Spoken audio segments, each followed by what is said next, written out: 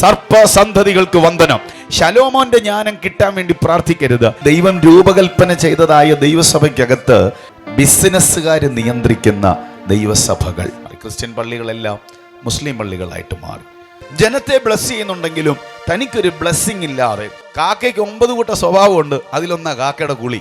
കരഞ്ഞത് ആലയത്തിനകത്താ, കണ്ണുനീര് വീണത് ആലയത്തിനകത്താ. പക്ഷെ ചലനമുണ്ടായത് വീട്ടിലിരിക്കുന്ന എലിസബത്തിന്റെ ഉദരത്തിനകത്താ.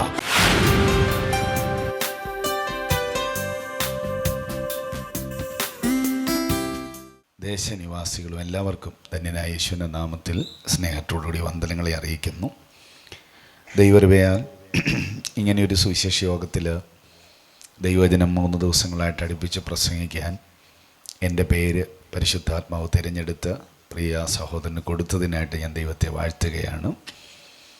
അതൊരു വലിയ സന്തോഷം നിറഞ്ഞൊരു അനുഭവമായിട്ട് കഴിഞ്ഞ പകലത്തെ സെക്ഷനിൽ തന്നെ എനിക്ക് മനസ്സിലാക്കാനിടയായി. ദൈവനിയോഗത്താലാണ് എല്ലാ സ്റ്റേജുകളിലും പോകാറുള്ളത്. ഈ സ്റ്റേജിലും ദൈവനിയോഗത്തിൽ വരാനും ശുശ്രൂഷിക്കാനുമുള്ള അവസരങ്ങൾ കർത്താവ് തന്നതിനായിട്ട് സ്തോത്രം ചെയ്യുന്നു. പാസ്റ്റർ ഈ മീറ്റിങ്ങിനെ ദൈവകരങ്ങളിൽ സമർപ്പിച്ച വാക്കുകളിൽ ഈ മീറ്റിങ്ങിനെക്കുറിച്ച് പറഞ്ഞ 2 കാര്യങ്ങളിൽ എനിക്കിഷ്ടം തോന്നിയത്, തികച്ചും ദൈവസാന്നിധ്യത്തിൽ അധിഷ്ഠിതമായിട്ട് ഈ മീറ്റിംഗ് ഇവിടെ നടക്കുമ്പോൾ ദൈവത്തിൻ്റെ രാജ്യത്തിൻ്റെ വ്യാപ്തിക്ക് വേണ്ടി പരിശുദ്ധാത്മാവ് എന്തെല്ലാം ഈ 3 ദിവസങ്ങളിൽ പ്ലാൻ ചെയ്തിട്ടുണ്ടോ അതെല്ലാം ഈ പന്തലിൻ്റെ കീഴിലും ഈ ശബ്ദസീമയിലും സംഭവിച്ചിരിക്കും. ആമേൻ പറഞ്ഞാട്ടെ. അപ്പോൾ അത് ചെയ്യുന്നത് സർവശക്തനായ ദൈവമാണ്, മനുഷ്യനല്ല. ദൈവത്തിന് ചെയ്യാനുള്ളതെല്ലാം ദൈവം ഭംഗിയായി ചെയ്യും. ഈ മീറ്റിംഗ് ഇപ്രകാരം 32ാമത് വർഷവും മുടക്കം കൂടാതെ ചെയ്യാൻ വാത്സല്യ കുടുംബത്തെ ദൈവം സഹായിച്ചല്ലോ. സുവിശേഷ യോഗങ്ങൾ ഞങ്ങളുടെ നാട്ടിൽ സുവിശേഷ യോഗങ്ങളുടെ സമയമായിട്ടില്ല. എന്നാൽ എനിക്ക് തോന്നുന്നു ഞാൻ ഏറ്റവും കൂടുതൽ പ്രസംഗിക്കുന്ന സ്ഥലം തിരുവനന്തപുരം. ദൈവത്തിന് മഹത്വം ഉണ്ടാകട്ടെ. ഒരു സീസണൊക്കെ സ്റ്റാർട്ട് ചെയ്ത് കഴിഞ്ഞാൽ ഒരാഴ്ചയിൽ 4ഉം 5ഉം മീറ്റിങ്ങുകളൊക്കെ പ്രസംഗിച്ച് പോരുന്ന ദിവസങ്ങൾ ഞാൻ ഓർക്കാറുണ്ട്. അപ്പോൾ ഈ കൂടെ ഇപ്പം പുറത്ത് മീറ്റിങ്ങുകൾ ധാരാളം ഉള്ളതുകൊണ്ട് ഇവിടേക്കുള്ള വരവും വളരെ കുറഞ്ഞു. എന്നാൽ ഇങ്ങനെ ഒരു ക്രമീകരണം ഉണ്ടായതിൽ ദൈവത്തെ വാഴ്ത്തുകയാണ്. ഞാൻ വിശ്വാസ ജീവിതത്തിൻ്റെ ആദ്യ സമയങ്ങളിൽ 2001 മുതൽ സുവിശേഷ പ്രസംഗം തുടങ്ങിയത്. ദൈവത്തിന് മഹത്വം ഉണ്ടാകട്ടെ. 2001 മുതൽ ദൈവകൃപയാൽ സുവിശേഷ പ്രസംഗം തുടങ്ങി. അന്ന് എൻ്റെ ഏറ്റവും വലിയ ആഗ്രഹമായിരുന്നു, ഞാൻ കർത്താവിനോട് പറയുമായിരുന്നു, അന്ന് ചെറിയ പാസ്റ്റർ, KC1 പാസ്റ്റർ അവരൊക്കെ നിയന്ത്രിക്കുന്ന മീറ്റിങ്ങുകളിൽ എപ്പോഴെങ്കിലുമൊക്കെ ഏതെങ്കിലും ഒരു അവസരത്തിൽ 5 ദിവസത്തെ മീറ്റിംഗ് ആണെങ്കിൽ ആദ്യത്തെ 1 ദിവസമോ 2ാമത്തെ ദിവസമോ ഒക്കെ പ്രസംഗിക്കാനൊക്കെ അവസരം കിട്ടും. അന്നൊക്കെ ആ പോസ്റ്ററിൽ പേര് വരുമ്പോൾ ഒരു സന്തോഷമാണ്. ചെറുപ്പത്തിലെ ഇങ്ങനെ ഒരു സ്റ്റേജ് കിട്ടുമ്പോൾ സന്തോഷം. പക്ഷേ എനിക്ക് അന്നുണ്ടായിരുന്നൊരു ദുഃഖമായിരുന്നു. എനിക്ക് മാത്രം വയറില്ല, എനിക്ക് പൊക്കക്കുറവാണ്. അപ്പോൾ ഇച്ചിരി വയറും വേണം, ഇച്ചിരി പൊക്കവും വേണം. ഒരു കൺവെൻഷൻ പ്രസംഗം എന്നൊക്കെ പറയുമ്പോൾ ഒരു ഇച്ചിരി ആരോഗ്യ ദൃഢഗാത്രനായ ഒരാളെ എല്ലാ ആളുകളും ചിന്തിക്കുന്നത്. അപ്പം ഞാൻ അങ്ങനെ 2003 ഡയറിക്കകത്ത് കർത്താവിനോട് പ്രാർത്ഥിച്ചിട്ട് അതിലെഴുതി വെച്ചു, കർത്താവേ എനിക്കൊരു 2 അടി പൊക്കോടെ വേണം, ഇച്ചിരി വയറും വേണം, ദൈവത്തിന് മഹത്വം ഉണ്ടാകട്ടെ. കണ്ടിന്യൂസ് ആയിട്ട് രാവിലെയും വൈകിട്ടും അതിൽ കൈവച്ച് പ്രാർത്ഥിക്കുമായിരുന്നു. 6 മാസത്തോളം പ്രാർത്ഥിച്ചിട്ട് 1 ഇഞ്ച് പോലും കൂടിയില്ല, ദൈവത്തിന് മഹത്വം ഉണ്ടാകട്ടെ. പക്ഷേ ദീർഘനാളുകൾ കഴിഞ്ഞപ്പം വയറിച്ചിരി വന്നു, ദൈവത്തിന് മഹത്വം ഉണ്ടാകട്ടെ. ഇപ്പം പക്ഷേ എനിക്ക് സങ്കടമാണ്, അത് ചോദിക്കണ്ടായിരുന്നു, ദൈവത്തിന് മഹത്വം ഉണ്ടാകട്ടെ. അപ്പം ദൈവത്താൽ തിരഞ്ഞെടുക്കപ്പെടുന്ന ആളുകളുടെ ശരീരഘടനയോ അവരുടെ ജീവിത പശ്ചാത്തലങ്ങളോ ഒന്നും ദൈവത്തിന് വിഷയമല്ല. ദൈവം ഒരു മനുഷ്യനെ തിരഞ്ഞെടുത്ത് ഉപയോഗിക്കാൻ ആഗ്രഹിച്ചാൽ നിശ്ചയമായിട്ടും അവന് ഉപയോഗിക്കുമെന്ന് കഴിഞ്ഞ 24 വർഷങ്ങളായിട്ട് എൻ്റെ ക്രൈസ്തവ ജീവിതത്തിൽ, പ്രസംഗ ജീവിതത്തിൽ എനിക്ക് മനസ്സിലാക്കാൻ കഴിഞ്ഞു. അതുകൊണ്ട് നിശ്ചയമായിട്ടും ഈ പട്ടണത്തിൽ എൻ്റെ ശബ്ദം കേൾക്കുന്ന സഹോദരങ്ങൾ അറിയാൻ വേണ്ടി ഞാൻ പറയുന്നു, ദൈവം തിരഞ്ഞെടുക്കപ്പെട്ടവർ ഈ ശബ്ദം കേൾക്കുന്നുണ്ട്. നിശ്ചയമായിട്ടും അടച്ചിട്ട വീടാണെങ്കിലും ഒരുപക്ഷെ മറ്റു പല പ്രോഗ്രാമുകളും മാറ്റിവെച്ചിരുളിൻ്റെ മറവിലും വീടിൻ്റെ സിറ്റൗട്ടിലും മുകളിലത്തെ നിലയിലും ബെർത്തിലുമൊക്കെ ആയിട്ടൊക്കെ നിന്നായിരിക്കാം ഒരുപക്ഷെ ഈ വചനം നിങ്ങൾ കേൾക്കുന്നത്. നിങ്ങളുടെ ജീവിതത്തിൽ നിങ്ങൾക്ക് പോലും ചിന്തിക്കാൻ പറ്റാത്ത മാറ്റമുണ്ടാക്കാൻ കഴിയുന്ന മാറ്റങ്ങൾ ഉണ്ടാക്കാൻ മാത്രം ഭൂമിയിലേക്ക് അയക്കപ്പെട്ട വചനം ഇന്ന് രാത്രി ശക്തമായിട്ട് ഇവിടെ മുഴങ്ങുമ്പോൾ നിങ്ങളുടെ എല്ലാം ജീവിതത്തിൽ വലിയ മാറ്റങ്ങളും വിടുതലുകളും ഉണ്ടാകട്ടെ എന്ന് ആത്മാർത്ഥമായി പ്രാർത്ഥിക്കുകയാണ്. ഒത്തിരി പ്രാർത്ഥനയോടും പ്രതീക്ഷയോടും കൂടി കർത്താവിൻ്റെ സന്നിധിയിൽ നമുക്കായിരിക്കാം. പരിചിതമായൊരു വേദഭാഗമാണ് ഞാൻ ഇന്ന് രാത്രിയിലെ ചിന്തയ്ക്കായിട്ട് വായിക്കുന്നത്. ഈ ഒരു വേദഭാഗമാണ് വായിക്കുന്നതെങ്കിലും 3 ഘട്ടങ്ങളായിട്ടുള്ള ഒരു വചന ശുശ്രൂഷയായിരിക്കും പരിശുദ്ധാത്മാവിൽ ചെയ്യാൻ കർത്താവിൽ ആഗ്രഹിക്കുന്നത്. കർത്താവായ യേശുവിൻ്റെ ജനനവും യേശുവിൻ്റെ ഐഹിക ശുശ്രൂഷകളും യേശുവിൻ്റെ മരണപുനരുത്ഥാനവും ഈ വിഷയങ്ങളെ 3 കൂടെ ക്രോഡീകരിച്ചുകൊണ്ടായിരിക്കും വരുന്ന 3 ദിവസങ്ങളിൽ ഞാൻ സംസാരിക്കുവാൻ കർത്താവിൽ ആഗ്രഹിക്കുന്നത്. അതുകൊണ്ട് ഒത്തിരി പ്രതീക്ഷയോടും പ്രാർത്ഥനയോടും കൂടി കർത്താവിൻ്റെ സന്നിധിയിൽ ഇരിപ്പാൻ വിശേഷിച്ച് ഓർമ്മിപ്പിക്കുന്നു. യോഹന്നാൻ എഴുതിയ സുവിശേഷം 11-ാം അധ്യായം 22 മുതലുള്ള വാക്യങ്ങൾ 20 മുതലുള്ള വാക്യങ്ങൾ നമുക്ക് വായനയിൽ ശ്രദ്ധിക്കാം.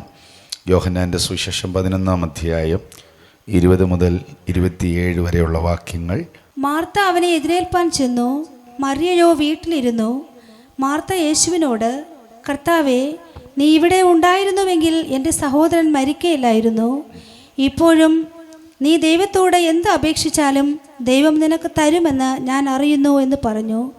യേശു അവളോട്, നിന്റെ സഹോദരൻ ഉയർത്തെഴുന്നേൽക്കുമെന്ന് പറഞ്ഞു. മാർത്ത അവനോട്, ഒടുക്കത്തെ നാളിലെ പുനരുത്ഥാനത്തിൽ അവൻ ഉയർത്തെഴുന്നേൽക്കുമെന്ന് ഞാൻ അറിയുന്നു എന്ന് പറഞ്ഞു. യേശു അവളോട്, ഞാൻ തന്നെ പുനരുത്ഥാനവും ജീവനുമാകുന്നു. എന്നിൽ വിശ്വസിക്കുന്നവൻ മരിച്ചാലും ജീവിക്കും. ജീവിച്ചിരുന്ന് എന്നിൽ വിശ്വസിക്കുന്നവൻ ആരും ഒരു നാളും മരിക്കയില്ല. ഇത് നീ വിശ്വസിക്കുന്നുവോ എന്ന് പറഞ്ഞു. അവൾ അവനോട്, ഉവ്വ് കർത്താവേ, ലോകത്തിൽ വരുവാനുള്ള ദൈവപുത്രനായ ക്രിസ്തു നീ തന്നെ എന്ന് ഞാൻ വിശ്വസിച്ചിരിക്കുന്നു എന്ന് പറഞ്ഞിട്ട് പോയി.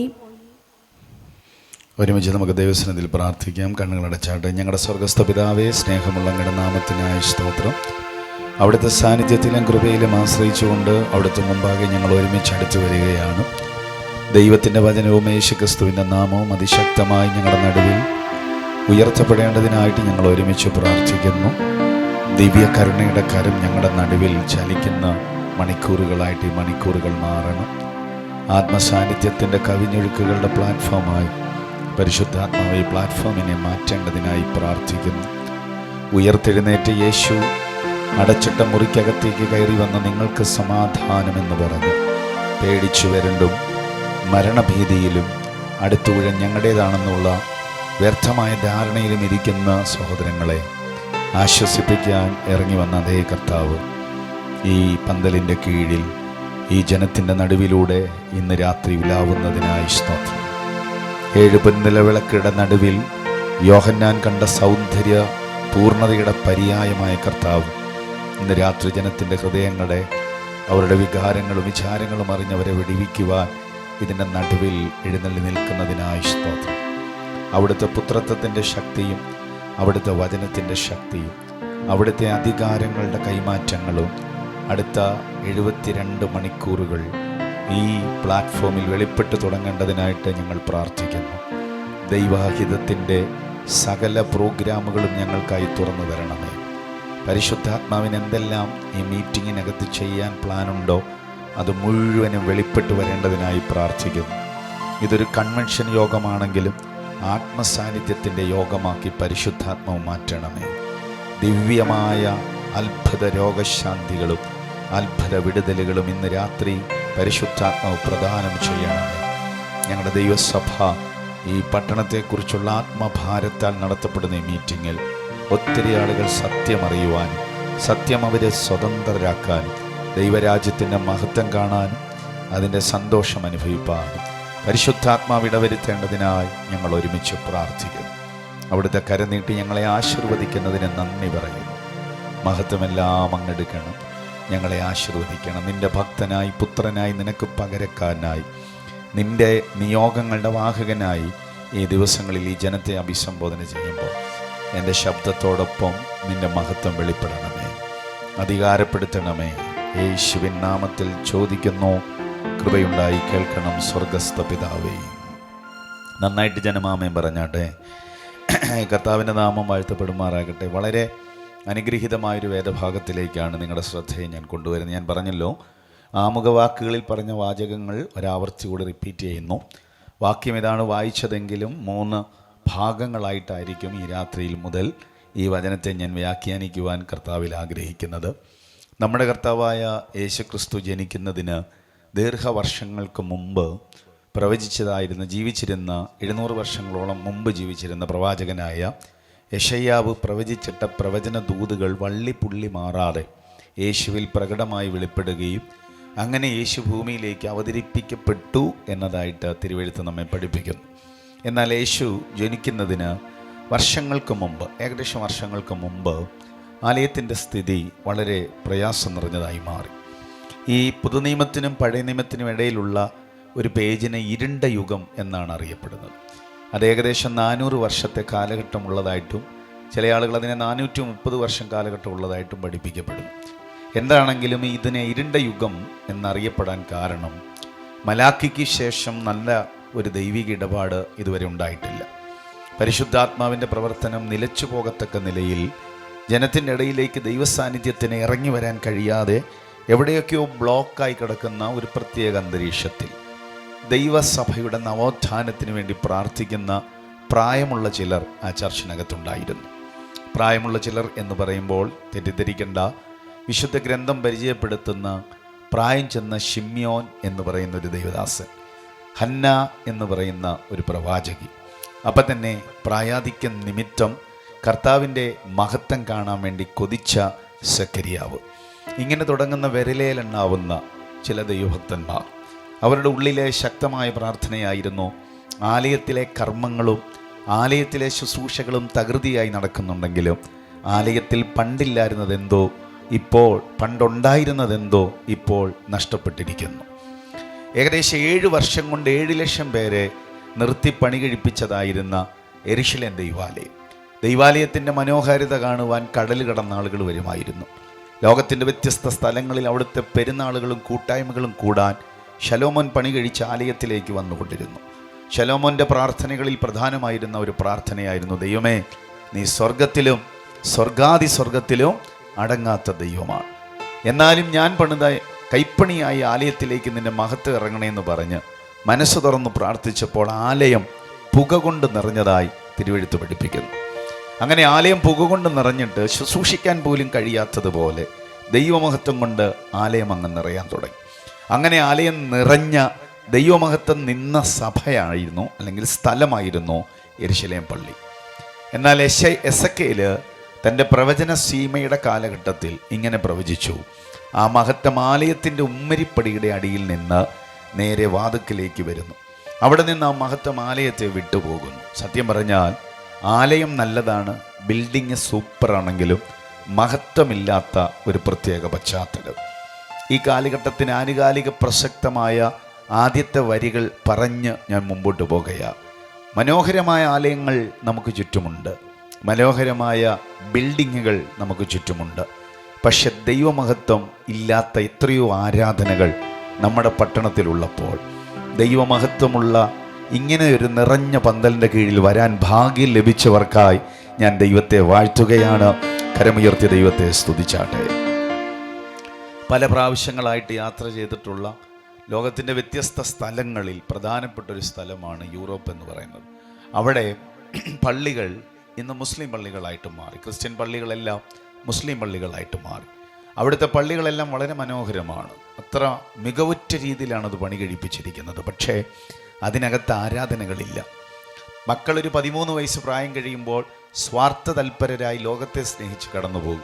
ഇഷ്ടമുള്ള പങ്കാളിയെ തിരഞ്ഞെടുത്ത് ഇഷ്ടമുള്ള ജീവിതം നയിക്കുമ്പോൾ അപ്പനും അമ്മയോടും സംസാരിക്കാൻ ആളില്ലാത്തത് കൊണ്ട് വീട്ടിലൊരു നായയെ വളർത്തും. ആ നായയോടാണ് പിന്നെ മക്കളോടുള്ള സ്നേഹം മുഴുവൻ കാണിക്കുന്നത്. സത്യം പറഞ്ഞാൽ പാശ്ചാത്യ സമ്പ്രദായം നമ്മുടെ നാട്ടിലോട്ടും വന്നു, ഇവിടെയും പട്ടിയെ വളർത്താൻ തുടങ്ങി. ദൈവത്തിന് മഹത്വം ഉണ്ടാകട്ടെ. അവർക്കത് ഇവിടെ പട്ടിയെ, വില കൂടിയ പട്ടിയെ വാങ്ങി വളർത്തുന്നത് ഫാഷനായി മാറി. പക്ഷെ അവിടെ ഫാഷൻ അല്ലായിരുന്നു, സംസാരിക്കാൻ ആളില്ലാത്തത് കൊണ്ട് ആ പട്ടിയെ വാങ്ങി അവർ വളർത്തുന്നത്. പള്ളിയിൽ ആളില്ല, 2 പേരുടെ നടുവിൽ നായെ കൊണ്ടിരുത്തി ആരാധന കൂടി പോരുന്ന ഇംഗ്ലീഷുകാരുണ്ട്. ദൈവത്തിന് മഹത്വം ഉണ്ടാകട്ടെ. അപ്പം നോക്കുക, ആലയത്തിൻ്റെ സ്ഥിതി ഇങ്ങനെയൊക്കെയായി. മനോഹരമായ ദൈവാലയങ്ങളാണ്. അവിടെ അച്ഛൻ വന്ന് ശുശ്രൂഷിക്കുന്നു, പക്ഷെ ആളില്ല. ഭയങ്കരമായ ബുദ്ധിമുട്ട്. ചില ആളുകൾ ഇത്ര വർഷത്തേക്ക് ലീസിനെടുത്തിട്ട് അവിടെ മറ്റ് ആരാധനകൾ നടത്തും. ഞാൻ നേരത്തെ ഉദ്ധരിച്ചുകൊണ്ട് റിപ്പീറ്റ് ചെയ്യുന്നില്ല. അപ്പോൾ ആലയം മനോഹരമാണ്. നമ്മുടെ നാട്ടിലും മനോഹരമായ ആലയങ്ങളുണ്ട്. നിങ്ങൾ ഈ വാക്ക് അതിൻ്റെ ഗൗരവത്തിൽ ശ്രദ്ധിക്കുമെന്ന് ഞാൻ മനസ്സിലാക്കുന്നു. പക്ഷേ ദൈവസാന്നിധ്യമില്ല. യെരുശലേം ദൈവാലയം പോലെ തന്നെ ദൈവസാന്നിധ്യം നഷ്ടപ്പെട്ട ഒരാലയം. ആലയത്തിൻ്റെ അകത്ത് ദൈവം കൊടുത്ത വ്യവസ്ഥാപിതമായ യാഗ നിയമങ്ങളുണ്ടായിരുന്നു. ആ യാഗ നിയമങ്ങൾ മുഴുവനും മറിച്ചു കളയുന്ന അനുഭവങ്ങളായിരുന്നു ഈ 400 വർഷം എന്ന് പറയുന്നത്. ആടിനെ അറക്കണം, കാളയെ അറക്കണം, പ്രാവിനെ അറക്കണം എന്ന് തുടങ്ങുന്ന ദൈവിക വ്യവസ്ഥകൾക്ക് വിരോധമായി നിഷേധിക്കപ്പെട്ട മൃഗങ്ങളെ അവിടെ അറക്കേണ്ട സാഹചര്യമുണ്ടായി. പരസ്യവേദി ആയതുകൊണ്ട് പരസ്യമായിട്ട് അത് ഉദ്ധരിക്കുന്നില്ല. അങ്ങനത്തെ മൃഗങ്ങളെ അവിടെ യാഗം കഴിച്ചു. യാഗം കഴിക്കുക മാത്രമല്ല, പ്രാകാരത്തിൻ്റെ പുറത്തു മാത്രം ഇരിക്കാൻ നിയമിക്കപ്പെട്ട കച്ചവടക്കാർ കാലഘട്ടത്തിൽ ദൈവസാന്നിധ്യം നഷ്ടപ്പെട്ട ആലയത്തിൻ്റെ അകത്തോട്ട് കയറി പ്രാകാരത്തിൽ കച്ചവടം നടത്താൻ തുടങ്ങി. ഒന്നുകൂടി പറഞ്ഞാൽ, ബിസിനസ്സുകാർ നിയന്ത്രിക്കുന്ന ദൈവസഭകൾ. ഒരാമയും പറയാൻ പറ്റുന്നുണ്ടോ? പരിശുദ്ധാത്മാവ് പോയി കഴിഞ്ഞാൽ ജഡീകൻ ദൈവസഭയെ നിയന്ത്രിക്കാൻ തുടങ്ങും.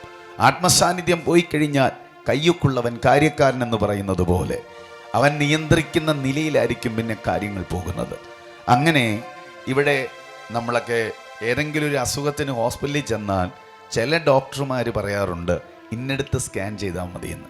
കാര്യം ആ സ്കാനിങ് സെൻറ്ററുമായിട്ട് അവർക്ക് എന്തോ കണക്ഷനുണ്ട്. ഇങ്ങനെ ആളുകളെ പറഞ്ഞു വിടുമ്പോൾ അവർക്കും ഒരു പ്രോഫിറ്റ് കിട്ടാറുണ്ട് എന്ന് പറഞ്ഞതുപോലെ പ്രാകാരത്തിൻ്റെ അകത്തിരിക്കുന്ന കച്ചവടക്കാരും പുരോഹിതന്മാരും തമ്മിൽ ടൈയായി. ഇന്ന കടയിൽ നിന്ന് സാധനം വാങ്ങിയാൽ മതി എന്ന് പറഞ്ഞു വിടുന്ന പുരോഹിതന്മാർ വരെ ആ കാലഘട്ടത്തിലുണ്ടായിരുന്നു. അങ്ങനെ ആലയം ഒരു വല്ലാത്ത അനുഭവത്തിലേക്ക് പോയതുകൊണ്ട് ആ കർത്താവിന് ചാട്ടവാർ വരെ എടുക്കേണ്ടി വന്നത്. ദൈവത്തിന് മഹത്വം ഉണ്ടാകട്ടെ. ഇതൊരു വേറെ പശ്ചാത്തലമാണ്, എന്നാലും ഞാനിത് പറഞ്ഞു വരാം. അപ്പം നോക്കുക, ഇങ്ങനെ ദൈവസാന്നിധ്യം നഷ്ടപ്പെട്ട ദൈവാലയത്തിൽ ദൈവസാന്നിധ്യം മടങ്ങി വരാൻ വേണ്ടി പ്രാർത്ഥിച്ച ഒരു പറ്റം ആളുകൾ. ഇന്ന് രാത്രിയിലെ ഈ മെസ്സേജിൻ്റെ ആദ്യത്തെ വാക്കുകളിൽ ഞാൻ ഇങ്ങനെ ഒരു സെൻറ്റൻസ് ദൈവമക്കൾക്ക് വേണ്ടി പറഞ്ഞിടുകയാണ്. അന്ന് പ്രാർത്ഥിച്ചവരുടെ കൂട്ടം കുറച്ച് പേരെ ഉള്ളായിരുന്നു, പക്ഷെ അവർ ആത്മാർത്ഥമായി പ്രാർത്ഥിച്ചു. അവരെന്താ പ്രാർത്ഥിച്ചതെന്നറിയോ? കർത്താവേ, ഞങ്ങളുടെ കാലഘട്ടം കഴിയുന്നതിന് മുമ്പ് നഷ്ടപ്പെട്ട ദൈവസാന്നിധ്യം മടങ്ങി വരണം, നഷ്ടപ്പെട്ട ദൈവകൃപ മടങ്ങി വരണം. ഞങ്ങൾ ഇന്ന് രാത്രിയിൽ ആത്മനിയോഗത്തിൽ പറയുന്നു, സ്വന്തം കുടുംബത്തിലൊരു വിടുതൽ നടക്കുന്നതിനേക്കാൾ അപ്പുറമായി ദൈവസഭയ്ക്കകത്തൊരു വിടുതൽ നടക്കാൻ പ്രാർത്ഥിക്കുന്നവർ ഇന്നുമുണ്ട്. അവരെ ഓർത്ത് കർത്താവിൽ അഭിമാനിക്കുകയാ. അവർക്ക് ആ മർമ്മമറിയാം. ദൈവം സ്ഥാപിച്ച അല്ലെങ്കിൽ ദൈവം രൂപകൽപ്പന ചെയ്തതായ ദൈവസഭയ്ക്കകത്ത് ദൈവമഹത്വം വെളിപ്പെട്ടാൽ ആ ദേശം വിടുവിക്കപ്പെടും. ദൈവസഭ ഉയർത്തപ്പെട്ടാൽ അതിനകത്ത് നിൽക്കുന്നവരെല്ലാം അനുഗ്രഹിക്കപ്പെടും. അത് പള്ളിയാണെങ്കിലും ദൈവമഹത്വം ഇറങ്ങുന്ന സ്ഥലമാണെങ്കിലും അത് അനുഗ്രഹിക്കപ്പെട്ടാൽ ആ കൂട്ടായ്മയ്ക്കകത്ത് നിൽക്കുന്നവരെല്ലാം അനുഗ്രഹിക്കപ്പെടും. അതുകൊണ്ട് ശക്തമായിട്ട് അവർ പ്രാർത്ഥിക്കാൻ തുടങ്ങി. ആ പ്രാർത്ഥനയുടെ മറുപടിയായി നറുക്കു വീണ ഒരു മനുഷ്യനാണ് സെഖര്യാവ് എന്ന് പറയുന്നത്. സെഖര്യാവ് ഒരു പുരോഹിതനായിരുന്നു. അബിയാക്കൂറിൻ്റെ ക്രമപ്രകാരം ആലയത്തിൻ്റെ അകത്ത് ധൂപം കാട്ടുവാനുള്ള അവസരം ഒരു ചീട്ട് മുഖാന്തരം അദ്ദേഹത്തിന് ലഭിച്ചു. ലൂക്കോസ് എന്ന വൈദ്യനായ ഡോക്ടറായ ഒരു മനുഷ്യൻ, അദ്ദേഹം തെയോഫിലോസിന് എഴുതുന്ന 2 പുസ്തകങ്ങളിലെ 2 പുസ്തകങ്ങളുടെ അകത്തും കോമൺ ആയിട്ടുള്ള ഒരു ഫാക്റ്റാണ് ഈ നറുക്കെന്ന് പറയുന്നത്. 2 നറുക്ക് പറയുന്നുണ്ട്. സെഖര്യാവിന് നറുക്ക് വീണു, 120 പേര് കൂടിയിരുന്നതിനകത്ത് മത്യാസിന് നറുക്ക് വീണു. അപ്പോൾ ലൂക്കോസിൻ്റെ ഒരു പദപ്രയോഗം തന്നെയാണ് ഈ നറുക്കെന്ന് പറയുന്നത്. ഞാൻ ഇന്ന് രാത്രിയിൽ ഒരു സുവിശേഷ പ്രഭാഷകൻ മാത്രമല്ല, ദൈവത്തിൻ്റെ ഹൃദയത്തെ വഹിക്കുന്ന ദൈവാത്മ നിയോഗിതനായ ഒരു പ്രവാചകനും കൂടി ആയതുകൊണ്ട് ഞാൻ പറയുന്നു, ഈ മീറ്റിങ്ങിനകത്ത് വന്നിരിക്കുമ്പോൾ നിങ്ങളിൽ ചിലരുടെ മേൽ നറുക്ക് വീഴൂ. വിശ്വസിക്കാൻ കഴിയുന്നവരുണ്ടെങ്കിൽ ആമേൻ പറഞ്ഞതിനെ സ്വീകരിച്ചോണം. നിങ്ങൾ ആരുമാകട്ടെ, നിങ്ങളുടെ ജീവിതം എന്തുമാകട്ടെ, നിങ്ങളൊരു പക്ഷേ മീറ്റിങ്ങിന് പോലും പോകാത്തവരായിരിക്കാം, പള്ളിയിൽ കയറിയിട്ട് വർഷങ്ങളായിരിക്കാം, പക്ഷേ നിന്നെ തെരഞ്ഞു പിടിച്ച് നിനക്ക് നറുക്കിടുവാൻ കഴിയുന്ന ഒരാൾ ഇന്ന് രാത്രി ഇതിന്റെ നടുവിൽ വന്നിട്ടുണ്ട്.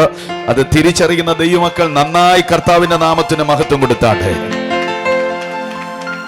നറുക്ക് വീഴുകയാ, നറുക്ക് വീഴുന്നു. ഞാൻ ഈ നറുക്കിനെ പറ്റി ഒരു വാക്കൊന്ന് പറയാം. 120 പേര് കൂടിയിരിക്കുന്ന സംഘത്തിൻ്റെ അകത്ത് ഒരു വിശ്വാസിയായിട്ട് നിൽക്കാൻ വന്ന ചെറുപ്പക്കാരനായിരുന്നു മത്തിയാസ്. കൂടി കർത്താവിൻ്റെ കൂടെ 12 ശിഷ്യന്മാരിൽ ഒരാളാകാൻ മതിയായ ആഗ്രഹം ഹൃദയത്തിനകത്തുണ്ടായിരുന്നെങ്കിലും കർത്താവ് തിരഞ്ഞെടുത്തില്ല. തിരഞ്ഞെടുക്കാതെ ഒരു സൈലന്റ് പേഴ്സണെ പോലെ കർത്താവിൻ്റെ കൂടെ നടക്കാൻ കൊതിച്ചവൻ. 120 പേരടങ്ങുന്ന സംഘത്തിൻ്റെ അകത്ത് എങ്ങനെയോ ഇടിച്ചു കയറി അതിനകത്തിരിക്കാൻ ഭാഗ്യം കിട്ടിയവൻ. അപ്പോലും മനസ്സിൽ ചിന്തിച്ചതല്ല ഒരു അപ്പോസ്തോലിക പുതപ്പ് വീഴുവെന്ന്. എന്നാൽ ചീട്ടിട്ട് 12ാമനെ തെരഞ്ഞെടുത്തപ്പോൾ ആ കൂട്ടത്തിൻ്റെ ഇടയിൽ മത്തിയാസിന്റെ പേര് വീഴുകയാ. വിശ്വാസിയായിട്ട് വന്നിരിക്കാൻ ആഗ്രഹിച്ചവനെ നറുക്കിട്ട് അപ്പോസ്തോലനാക്കി മാറ്റിയ ചരിത്രം ഈ പുസ്തകത്തിനുണ്ടെങ്കിൽ, ഇന്ന് രാത്രി പന്തലിന്റെ കീഴിൽ ഒരു സാധാരണ കൺവെൻഷൻ കേൾക്കുന്ന പ്രത്യേക അനുഭവത്തിലാണ് വന്നിരിക്കുന്നതെങ്കിൽ, ലോകം അറിയപ്പെടുന്ന സുവിശേഷകരാക്കി മാറ്റുവാൻ കഴിയുന്ന ദൈവത്തിന്റെ സാന്നിധ്യം ഇന്ന് രാത്രി ഇതിനകത്ത് മൂവ് ചെയ്യുന്നുണ്ട്. അത് തിരിച്ചറിയുന്ന ദൈവമക്കൾ നന്നായി കർത്താവിന്റെ നാമത്തിന് മഹത്വം കൊടുത്തോണം. എനിക്ക് 100% ഉറപ്പുണ്ട്, അങ്ങനെ ചിലരെ ദൈവം ഇതിനകത്ത് നിന്ന് എഴുന്നേൽപ്പിക്കും. അങ്ങനെ ചിലരെ ദൈവം ഇതിനകത്ത് നിന്ന് ഉയർത്തും എന്ന് ഞാൻ കർത്താവിൽ വിശ്വസിക്കുകയാണ്. അവർക്ക് വേണ്ടി പരിശുദ്ധാത്മാവ് ഈ ദൂതിനെ ഇങ്ങനെ ഡൈവേർട്ട് ചെയ്യുന്നതിനായി കർത്താവിന് നന്ദി പറയുന്നു. ലോകപ്രസിദ്ധനായിരിക്കുന്ന ബില്ലി ഗ്രഹാം, ലോകപ്രസിദ്ധനായിരുന്നു അദ്ദേഹം. ലോകത്തിലെ ഏറ്റവും കൂടുതൽ ആളുകളോട് സുവിശേഷം പ്രസംഗിച്ച ആൾ ആരാണെന്ന് ചോദിച്ചാൽ കണ്ണുമടച്ച് പറയാം, ബില്ലി ഗ്രഹാമാണ്. പക്ഷേ ബില്ലി ഗ്രഹാം ചെറുപ്പത്തിൽ യൗവനക്കാരനായിരിക്കുന്ന സമയത്ത് അദ്ദേഹം ഒരു നാണം കുടുങ്ങിയായിരുന്നു. നമ്മുടെ നാട്ടുഭാഷയാണ്, നാണം കുടുങ്ങിയായിരുന്നു. 10 പേര് കൂടുന്നിടത്ത് അയാൾ ചെല്ലത്തില്ല. അയാൾക്ക് 5ഓളം പെങ്ങന്മാരുണ്ടായിരുന്നു. ഈ 5ഓളം പെങ്ങന്മാരുടെ കൂട്ടത്തിൽ 6ാമനായിട്ടാണ് ഇതുപോലത്തെ കൺവെൻഷനുകളിൽ വരുന്നത്. ഇവിടെ സ്ത്രീകൾ ഇരിക്കുന്ന സ്ഥലത്ത് പുരുഷന്മാർ വളരെ കുറവായിരിക്കുന്നത്. പക്ഷേ ഇങ്ങനത്തെ മീറ്റിങ്ങുകളിലൊക്കെ ചെന്ന് കഴിഞ്ഞാൽ ഈ 5 സ്ത്രീകളുടെ നടുവിൽ കയറി ബില്ലി ഗ്രഹാം ഇരിക്കും.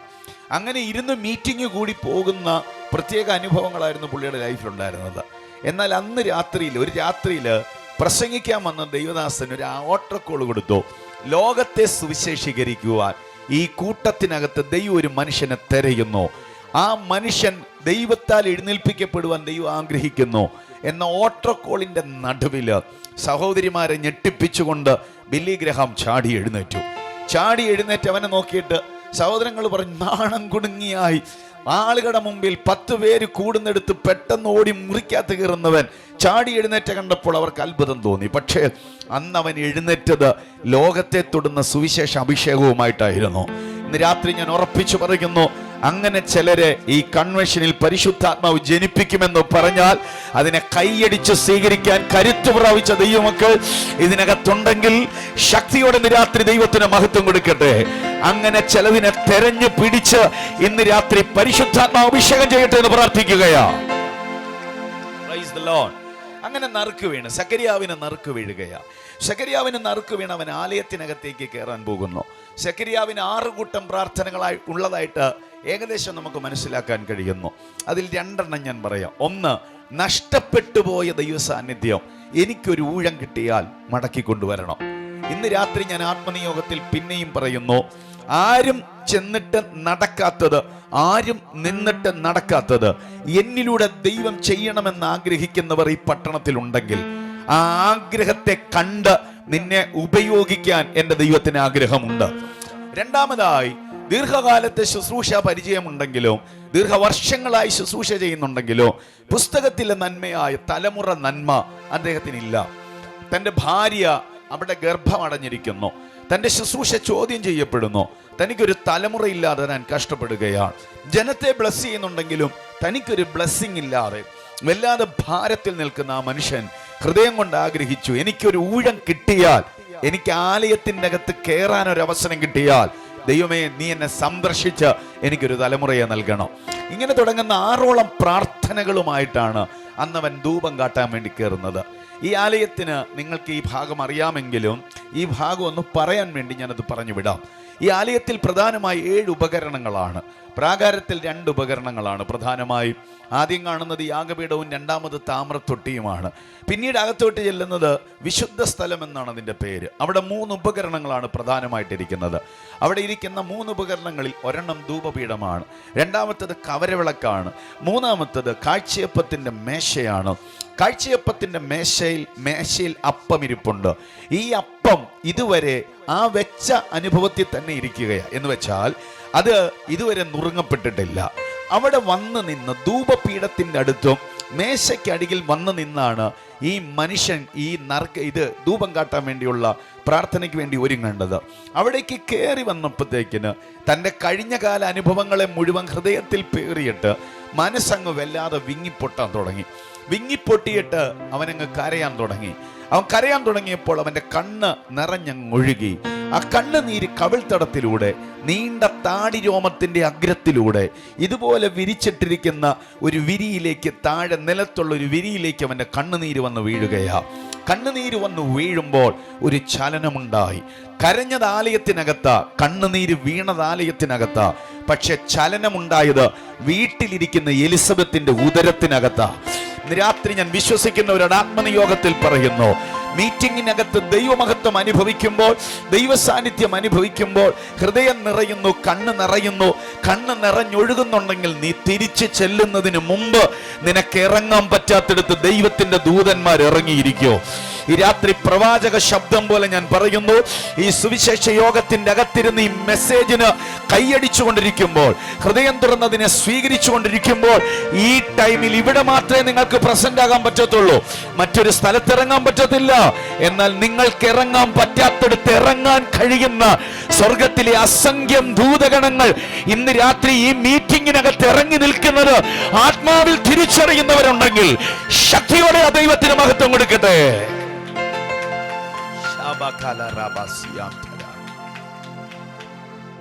അങ്ങനെ അവൻ കരയാൻ തുടങ്ങിയപ്പോൾ അവന്റെ കണ്ണിൽ നിന്ന് കണ്ണുനീരിങ്ങനെ ധാരധാരയായി ഒഴുകുന്നു. അവന്റെ പ്രാർത്ഥനകൾ പലതും സ്വർഗത്തിലേക്ക് പോയപ്പോൾ പിറകിൽ നിന്ന് ആരോ ഒരാൾ ഷോളറിൽ തട്ടിയപ്പോൾ തിരിഞ്ഞു നോക്കി. ഞാൻ ഒരുപാട് പ്രാവശ്യം എനിക്ക് വിസിറ്റേഷൻ ഉണ്ടായിട്ടുണ്ട്. പേഴ്സണൽ വിസിറ്റേഷൻ 6-ലധികം പ്രാവശ്യം എനിക്കുണ്ടായിട്ടുണ്ട്. ഏകദേശം 6.5 മണിക്കൂർ ആത്മവിവശതയ്ക്കകത്ത് മരിച്ചയാളെ പോലെ കടക്കേണ്ട അവസ്ഥ എനിക്കുണ്ടായിട്ടുണ്ട്. 73 മണിക്കൂർ റൂമിനകത്ത് നിന്ന് ഇറങ്ങാതെ 4 കുപ്പി വെള്ളവുമായിട്ട് അന്യഭാഷയിൽ മാത്രം പ്രാർത്ഥിച്ച് 9-ലധികം പ്രാവശ്യം ആത്മവിവശത അനുഭവിച്ചിട്ടുണ്ട്. ദൂതന്മാരെ മിക്കപ്പോഴും ഞാൻ കാണാറുണ്ട്. ഈ സ്റ്റേജിൽ ഇത് പറയുന്നതിൽ ഞാൻ കർത്താവിൽ സന്തോഷിക്കുകയാണ്. ഏഞ്ചൽസ് ഇറങ്ങുമോ എന്ന് ചോദിച്ചാൽ 100% ഇറങ്ങിയിരിക്കും. കർത്താവിൽ വിശ്വസിക്കുന്നവർ ആമേൻ പറഞ്ഞോണം. ഇതൊരു തുറക്കപ്പെട്ട സ്ഥലമാണ്, ഇതൊരു പൊതുവേദിയാണ്. പക്ഷെ ഇന്ന് രാത്രി നിങ്ങൾ വിശ്വസിച്ചാൽ ഇതിന്റെ നടുവിൽ ദൂതന്മാർ ശുശ്രൂഷിക്കുന്ന നിങ്ങൾ കാണും. യേശുവിന്റെ നാമത്തിൽ ജയം വ്യാപരിക്കട്ടെ. ഈ കൺവെൻഷൻ ഒരു സാധാരണ കൺവെൻഷൻ ആയിരിക്കത്തില്ല, അത്ഭുതങ്ങളുടെ കൺവെൻഷൻ ആയിരിക്കും. വിശ്വസിക്കുന്നവർ കൈയൊന്ന് ഉയർത്തി അല്ലെങ്കിൽ കൈ തട്ടിയോ ദൈവത്തിന് മഹത്വം കൊടുത്താട്ടെ. എന്താണെങ്കിലും ഷോളറിന്റെ പിറകിൽ ഒരു തട്ട് തട്ടി. തിരിഞ്ഞു നോക്കിയപ്പോഴത്തേക്കിന് ഗബ്രിയേല നിൽക്കുന്നത്. ലൈഫിൽ ഇതുവരെ ദൂതനെ കാണാത്തത് കൊണ്ട് ആകപ്പാടെ ദൂതൻ ആരാണെന്ന് പോലും ശരിക്കറിയത്തില്ല. ഒന്നുകൂടി ഇനി പറഞ്ഞാൽ, ഇച്ചിവിടെ പറഞ്ഞാൽ നിങ്ങൾക്ക് മനസ്സിലാകും. ആലയത്തിന്റെ വിശുദ്ധ സ്ഥലത്തെ അതിപരിശുദ്ധ സ്ഥലത്തെയും തമ്മിൽ വേർതിരിക്കുന്ന 2 കർട്ടൻസ് ഉണ്ട്. ആ കർട്ടനാണ് ഇതിനെ വേർതിരിക്കുന്നത്. അതിനെ തിരശീല എന്ന് പറയും. നീലനൂല്, ധൂമ്ര നൂല്, ചുവപ്പ് നൂല്, ഇങ്ങനെ തുടങ്ങുന്ന 4 നൂലുകൾ ചേർത്താണ് ഈ കരട്ടൻ ഉണ്ടാക്കുന്നത്. യേശുവിൻ്റെ കാലഘട്ടത്തിലുള്ള കരട്ടൻ 160 കുതിര വലിച്ച കീറത്തിൽ നിന്ന് ഉറപ്പ് കിട്ടിയ കരട്ടനാണ് അവിടെ കൊണ്ട് തൂക്കാറുള്ളത്. അപ്പം അത്ര കട്ടിയുള്ളതാണ് ഈ കരട്ടൻ. ഈ കരട്ടനിൽ 2 കെരൂബുകളെ മുഖാമുഖമായി ചിത്രത്തയ്യലോടുകൂടി ഉണ്ടാക്കിയിട്ടുണ്ട്. എന്ന് വെച്ചാൽ ഈ കരട്ടനിലെ അതിപരിശുദ്ധ സ്ഥലത്തേക്ക് കയറുന്നതിന് വിശുദ്ധ സ്ഥലത്ത് നിൽക്കുന്ന ഒരാൾ കെരൂബുകളായ 2 ദൂതന്മാരെ പിക്ചറൈസ് ചെയ്ത് ചിത്രത്തയ്യലോട് കൂടി അവർ ഉണ്ടാക്കിയിട്ടിരിക്കുക. അപ്പോൾ ഇതിനെ കണ്ടിട്ട് വേണം അകത്തോട്ട് കയറാൻ. സത്യം പറഞ്ഞാൽ അഹരോൻ മുതൽ ഇങ്ങോട്ടുള്ളവരെല്ലാം ചിത്രത്തയ്യലുള്ള ദൂതനെ ആലയത്തിൽ കണ്ടിട്ടുള്ളൂ. ഒരു ഒറിജിനൽ ദൂതൻ ചർച്ചിനകത്തോട്ട് ഇറങ്ങി വരികയാ. രാത്രി ഞാൻ ആത്മനിയോഗത്തിൽ പറയുന്നു, ചിലർ വരച്ച് കണ്ടതിനെ കാണുമ്പോൾ നാം ഒറിജിനലെ കാണാൻ പോകുകയാ. ചിലർ ഉണ്ടാക്കി വെച്ചതിനെ കാണുമ്പോൾ നാം ഒറിജിനലെ കാണാൻ പോകുകയാ. ഞാൻ ഈ പറയുന്ന മർമ്മം തിരിച്ചറിയുന്നവർ ഇതിനകത്തുണ്ടെങ്കിൽ ശക്തിയോടെ ദൈവത്തിന് മഹത്വം കൊടുത്തുവാണോ. യേശുവിന്റെ നാമത്തിൽ ജയം വ്യാപരിക്കട്ടെ. ആരോ വരച്ച പിക്ചർ അല്ല നീ കാണാൻ പോകുന്നത്. സ്വർഗത്തിൽ ഇരിക്കുന്നത് പോലെ തന്നെ അവൻ ഇന്ന് രാത്രി നമ്മുടെ നടുവിൽ ഇറങ്ങി വരുമെന്ന് പറഞ്ഞാൽ അതിനെ തിരിച്ചറിയാൻ കഴിയുന്നവർ ശക്തിയോടെ അവന്റെ നാമത്തിന് മഹത്വം കൊടുക്കട്ടെ. രക്തത്താൽ ജയം വ്യാപരിക്കുന്നു. അങ്ങനെ കർത്താവിന്റെ ദൂതൻ ഇറങ്ങി വരുന്നു. പേര് ദൂതൻ തന്നെ ഇൻട്രൊഡ്യൂസ് ചെയ്യുക. ആദ്യത്തെ വാചകം, സെഖരിയാവേ ഭയപ്പെടേണ്ട. എന്ന് വെച്ചാൽ ഇതുവരെ കാണാത്ത ഒന്നിനെ കണ്ടാൽ ഭയം തോന്നാൻ സാധ്യത കൂടുതലാണ്. ദൈവത്തിന് മഹത്വം ഉണ്ടാകട്ടെ. ഒരുപാട് ഭയം തോന്നാൻ സാധ്യത കൂടുതൽ. ഞാനൊരിക്കൽ എൻ്റെ ടെസ്റ്റ് മണി ഞാൻ മർത്തോമക്കാരനായ അച്ഛനുമായിട്ട് ഷെയർ ചെയ്തു. അച്ഛനുമായിട്ട് ഞാൻ ഷെയർ ചെയ്ത്, അച്ഛൻ ഡൽഹിയിലാണ്, അച്ഛനുമായിട്ട് ഷെയർ ചെയ്തു. ഞങ്ങൾ നല്ല ഫ്രണ്ട്സ് ആകാൻ കാരണം കേരള എക്സ്പ്രസ്സിൽ ഡൽഹിയിൽ ഒരു മീറ്റിങ്ങിന് പോയപ്പോഴത്തേക്കിന് ഞാൻ ബോബനും മോളിയും വായിച്ച് ചിരിച്ചു. ബോബനും മോളിയും വായിച്ച് ഭയങ്കരമായിട്ട് ഞാൻ ചിരിച്ചു. ഭയങ്കരമായിട്ട് ചിരിച്ചപ്പോഴത്തേക്കിന് എൻ്റെ ചിരിയും ഇതും കണ്ടപ്പോഴത്തേക്കിന് തൊട്ടടുത്തിരുന്നയാൾ, അതായത് ഓപ്പോസിറ്റ് സൈഡിലിരുന്നയാൾ അച്ഛനായിരുന്നു. അപ്പം ഞാൻ ഇതുപോലെ ചിരിക്കുന്ന കണ്ടപ്പോഴത്തേക്കിന് പുള്ളിക്കാരൻ ചോദിച്ചു, എന്താ ചിരിക്കുന്നതെന്ന് ചോദിച്ചു. ഞാൻ ഉടനെ ഇത് കാണിച്ചു കൊടുത്തു. പുള്ളിക്കാരനും അത് വായിച്ചിട്ട് ചിരിച്ചു. ദൈവത്തിന് മഹത്വം ഉണ്ടാകട്ടെ. അത് വായിച്ച് ചിരിച്ചത് അത് ഞാൻ പറയാം എന്തുകൊണ്ടാണ് ചിരിക്കാൻ കാരണം. ദോശയ്ക്ക് ദോശയെന്ന് പേര് വരാൻ കാരണം, ദൈവത്തിന് മഹത്വം ഉണ്ടാകട്ടെ, ദോശയ്ക്ക് ദോശ എന്ന് പേര് വരാൻ കാരണം, ഇത് ചിരിക്കാൻ കാരണം വിശുദ്ധ ഗ്രന്ഥത്തിൻ്റെ അകത്ത് ദോശയൊക്കെ നേരത്തെ കിടപ്പുള്ളത് കൊണ്ടാണ് ചിരിച്ചത്. ദൈവത്തിന് മഹത്വം ഉണ്ടാകട്ടെ.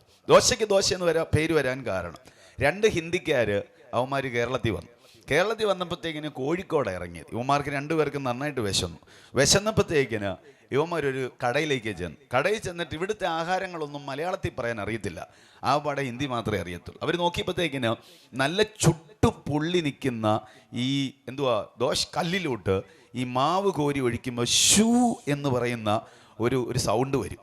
അപ്പോൾ ഒരുത്തൻ പറഞ്ഞു ഷൂ തരാൻ പറഞ്ഞു. അങ്ങനെയാണ് പിൽക്കാലത്ത് ആയത്, ദോശയായത്. മണ്ടന്മാരാണത്. ദൈവത്തിന് മഹത്വം ഉണ്ടാകട്ടെ. അപ്പം അത് വായിച്ചിട്ടാണ് ഞാൻ ചിരിച്ച കാര്യം. ദീർഘവർഷങ്ങൾ പഴക്കമുള്ള വിശുദ്ധ ഗ്രന്ഥത്തിൻ്റെ അകത്തെ യാഗത്തിന് വേണ്ടി ദൈവം ഒരുക്കി വെച്ചിരിക്കുന്ന ഒരു പ്രത്യേക അനുഭവത്തിന് അന്നേ പേരിട്ടതാ ദോശയും. ഇവിടെ എഴുതാൻ അറിയാൻ വയ്യാത്തവനാരോ ഹിന്ദിക്കാരിട്ട പേരായിട്ടാണ് പറഞ്ഞത്. അപ്പോൾ അച്ഛനുമായിട്ട് ഞാനങ്ങ് വലിയ സൗഹൃദമായി. ഞങ്ങൾ തമ്മിൽ ഒത്തിരി കാര്യങ്ങൾ സംസാരിച്ചപ്പോൾ ഞാൻ എൻ്റെ അനുഭവങ്ങൾ പറഞ്ഞു, അദ്ദേഹത്തിൻ്റെ അനുഭവം പറഞ്ഞു. വൈകുന്നേരം ഒരു 7 മണിയായപ്പോഴത്തേക്കിന് അദ്ദേഹം എന്നോട് പറഞ്ഞു, രഞ്ജിത്തെ നമുക്കൊരു പാട്ട് പാടിയല്ലോ എന്ന് ചോദിച്ചു. എനിക്കാണ് പണ്ട് മുതലേ ഇഷ്ടമാണ് ഈ പാടാൻ. മൈക്കിൽ കൂടെ പാടി അത്ര ക്ലിയർ ആകത്തില്ല, അല്ലാതെ പാടാൻ ഭയങ്കര ഇഷ്ടമാണ്. ദൈവത്തിന് മഹത്വം. ഞാനൊരു പാട്ടങ്ങ് പാടി, എന്തതിശയമേ എന്ന് പറയുന്ന പാട്ട് പാടി. അച്ഛനും പാടി. ഞങ്ങൾ 2 കൂടെ കൈയടിക്കാൻ തുടങ്ങി. അച്ഛൻ ഇച്ചിരിയുടെ നല്ലൊരു ആത്മനിറവുള്ളൊരു അച്ഛനാണ്. കൈയടിക്കാൻ തുടങ്ങി, ഞാനും കൈയടിച്ചു. 2 പേരോട് ഒച്ച പാടാൻ തുടങ്ങിയപ്പോൾ ക്രിസ്ത്യാനികളായ കുറേ സഹോദരങ്ങൾ പാട്ട് കേട്ടിട്ട് ക്യാമ്പിലോട്ട് വന്നു. ചില ആളുകൾ മാറി തന്നു. ഞങ്ങൾ പിന്നെ സൂപ്പറായിട്ട് ഒരു പാട്ടുകൂടെ പാടി. ദൈവത്തിന് മഹത്വം ഉണ്ടാകട്ടെ. പാടിക്കഴിഞ്ഞ ഉടനെ അച്ഛൻ അങ്ങനെ പറയുമെന്ന് ഞാൻ ഒരിക്കലും പ്രതീക്ഷിച്ചില്ല. കുറച്ച് പേരുണ്ടായിരുന്നത് കൊണ്ട് അച്ഛൻ പറഞ്ഞു, ഇന്ന് രാത്രിയിൽ ചില മിനിറ്റ് രഞ്ജിത്ത് നമ്മളോട് സംസാരിക്കും. അങ്ങനെ കേരള എക്സ്പ്രസിൻ്റെ അകത്ത് ഒരു 15 മിനിറ്റ് വചനം പറഞ്ഞു. ദൈവത്തിന് മഹത്വം ഉണ്ടാകട്ടെ.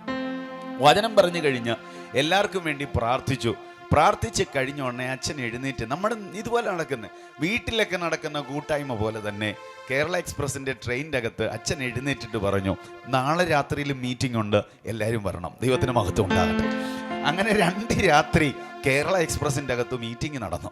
2ാമത്തെ രാത്രി ഞാൻ ലീഡ് ചെയ്തു, അച്ഛൻ പ്രസംഗിച്ചു. ദൈവത്തിന് മഹത്വം ഉണ്ടാകട്ടെ. ഞങ്ങൾ അങ്ങനെ നല്ല സൗഹൃദമായി, ഇടയ്ക്കിടയ്ക്കൊക്കെ വിളിക്കാൻ തുടങ്ങി.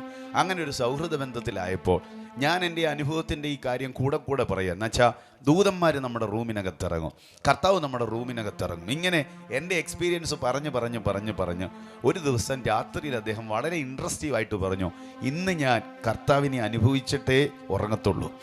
അങ്ങനെ കൊച്ചമ്മയോട് പറഞ്ഞു, നീ അപ്പുറത്തെ റൂമിൽ കിടന്നോ, ഞാൻ പ്രാർത്ഥിക്കാൻ പോകുക. അങ്ങനെ മുറിക്കകത്ത് കയറി അച്ഛൻ പ്രാർത്ഥന തുടങ്ങി ഏകദേശം 2 മണിയാകാറായപ്പോഴത്തേക്കിന് അച്ഛൻ്റെ റൂമിനകത്ത് ആരോ നടക്കുന്നത് പോലെ അനുഭവപ്പെട്ടു. ഭയങ്കര ഒരു വെട്ടം വന്നു. അച്ഛനാണെങ്കിൽ ആ ഒരു അനുഭവം ഉണ്ടായി. പെട്ടെന്നൊരു പേടി തോന്നിയിട്ട് എന്നെ അടുത്തെന്നറിയാവോ, മുറിക്കകത്ത് നിന്ന് ഓടി കൊച്ചമ്മയുടെ അടുത്തോട്ട് ചെന്നു. പക്ഷേ അച്ഛൻ്റെ ലൈഫിൽ മറക്കാൻ പറ്റാത്ത ഒരു സ്പർശനം അന്നുണ്ടായി.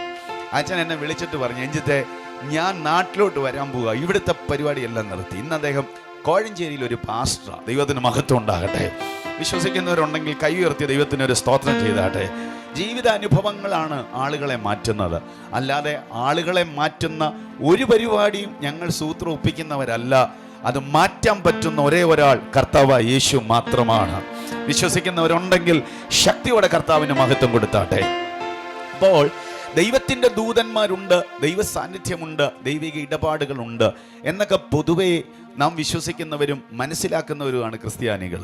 പക്ഷെ പലപ്പോഴും പുസ്തകത്തിലെ പല ഭാഗങ്ങളും നമുക്ക് അനുഭവിക്കാൻ കഴിയാതെ പോകുന്നുണ്ട്.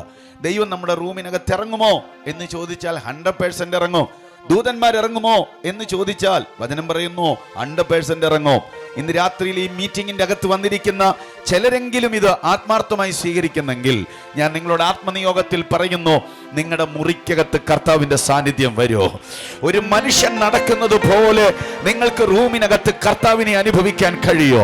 കൊതിയുള്ള ദൈവമക്കൾ ഇതിനകത്തുണ്ടെങ്കിൽ, താല്പര്യമുള്ള ദൈവമക്കൾ ഇതിനകത്തുണ്ടെങ്കിൽ കരം തട്ടിയോ വാ തുറന്നോ അന്യഭാഷയുള്ളവർ അന്യഭാഷകളിലോ 1-2 മിനിറ്റുകൾ ദൈവത്തിന് മഹത്വം കൊടുത്താട്ടെ.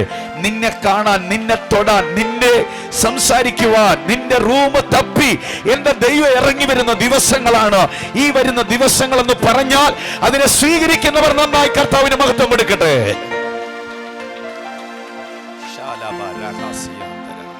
ഞാൻ ഒരിക്കല് പുറപ്പാട് പുസ്തകം വായിച്ചുകൊണ്ടിരിക്കുന്നു. പുറപ്പാട് പുസ്തകം 33-ാം അധ്യായം വായിക്കുമ്പോൾ 33-ാം അധ്യായം വായിച്ചുകൊണ്ടിരിക്കുമ്പോൾ ഒരു ഭാഗം, ഒരു വചനം എൻ്റെ കണ്ണിലുടക്കി.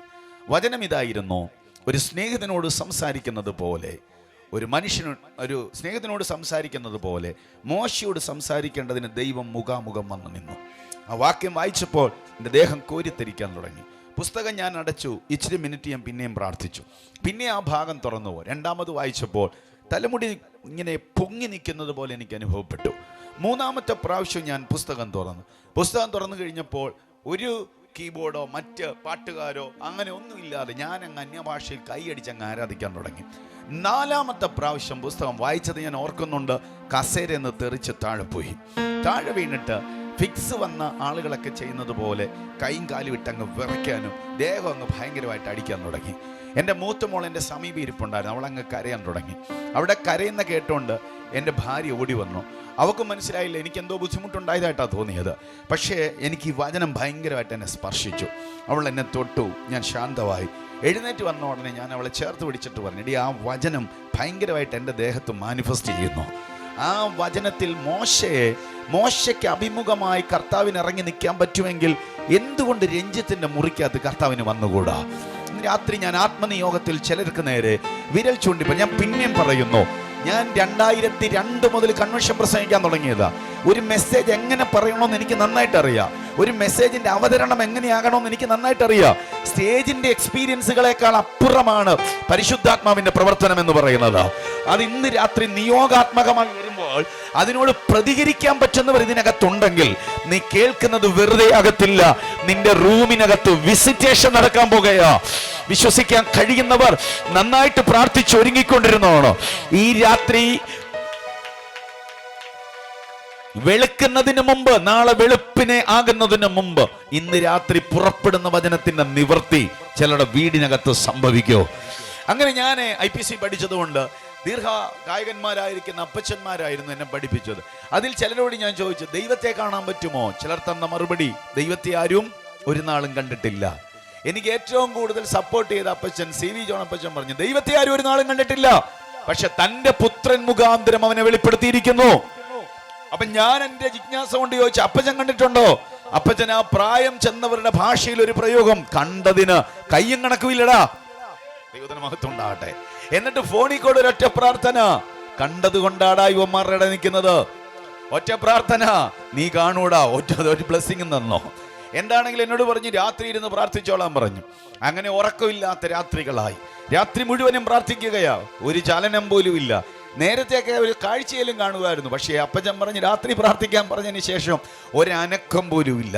എനിക്ക് ആ പാടെ നിരാശയായി, ഭയങ്കര സങ്കടമായി. ഏകദേശം 4 മാസങ്ങൾ പിന്നിട്ടോ ദൈവത്തെ കാണാനുള്ള ആഗ്രഹം തീവ്രമായി വർദ്ധിക്കാൻ തുടങ്ങി.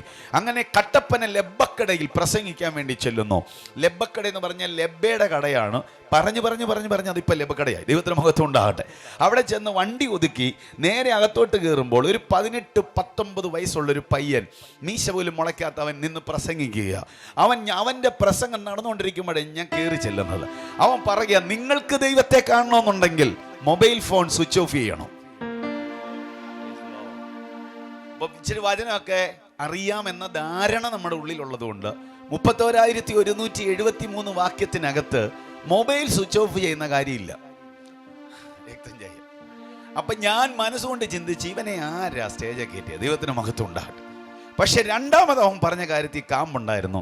മുറി അടച്ചിടുക, അന്യഭാഷയിൽ മാത്രം പ്രാർത്ഥിക്കുക, എന്നാൽ ദൈവം നിങ്ങളുടെ റൂമിനകത്ത് ഇറങ്ങി വരും.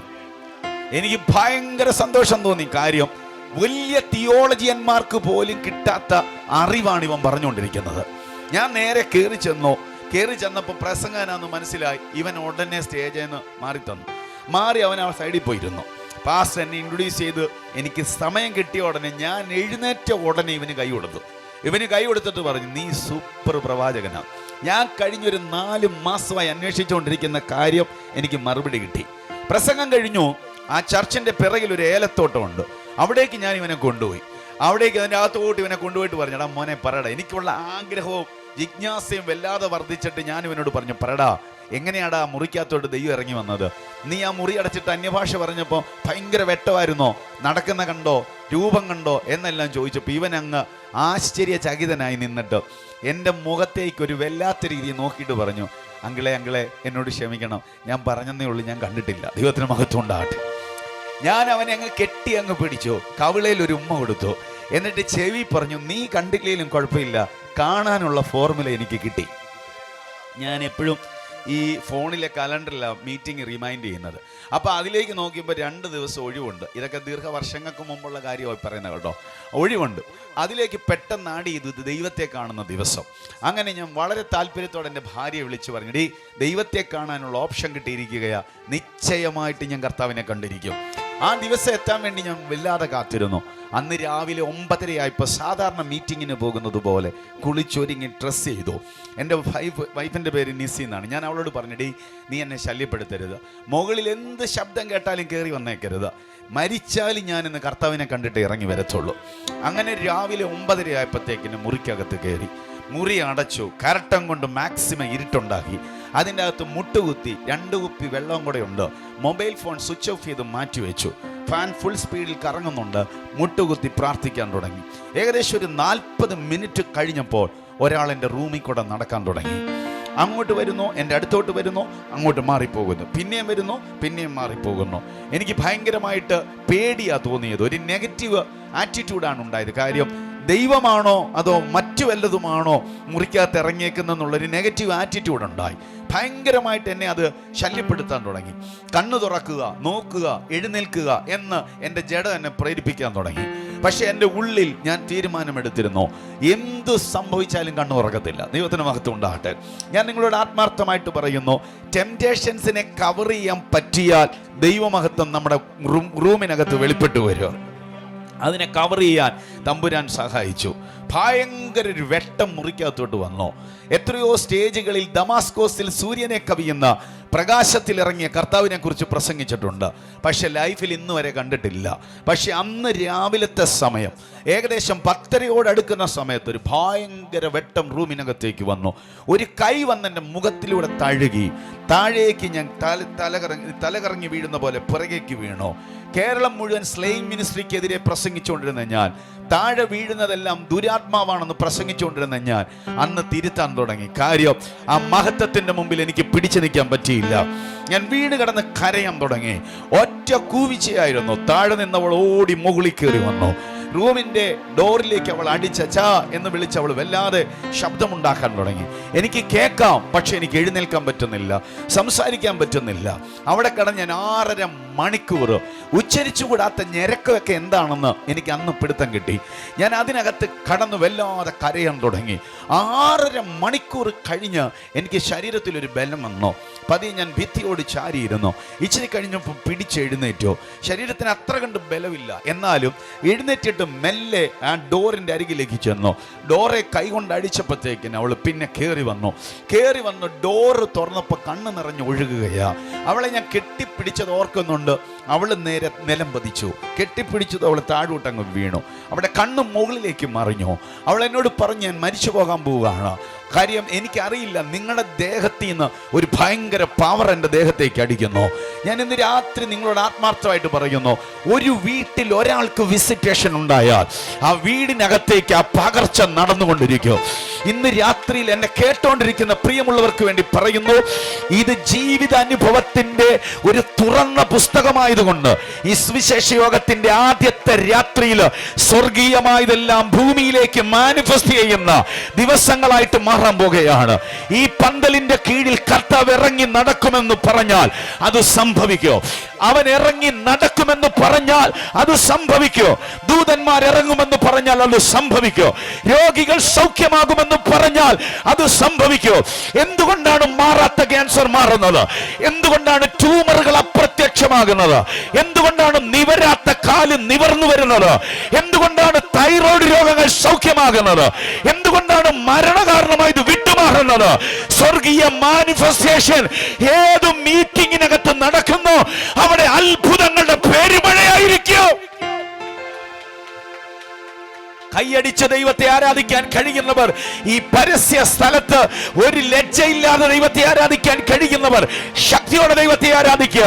കാര്യം നാം പ്രതീക്ഷിച്ചവൻ ഈ മീറ്റിംഗിനകത്ത് ഇറങ്ങി വന്നിരിക്കുകയാ. നാം ആഗ്രഹിച്ചവൻ ഈ മീറ്റിംഗിനകത്തൂടി നടകൊള്ളുകയോ.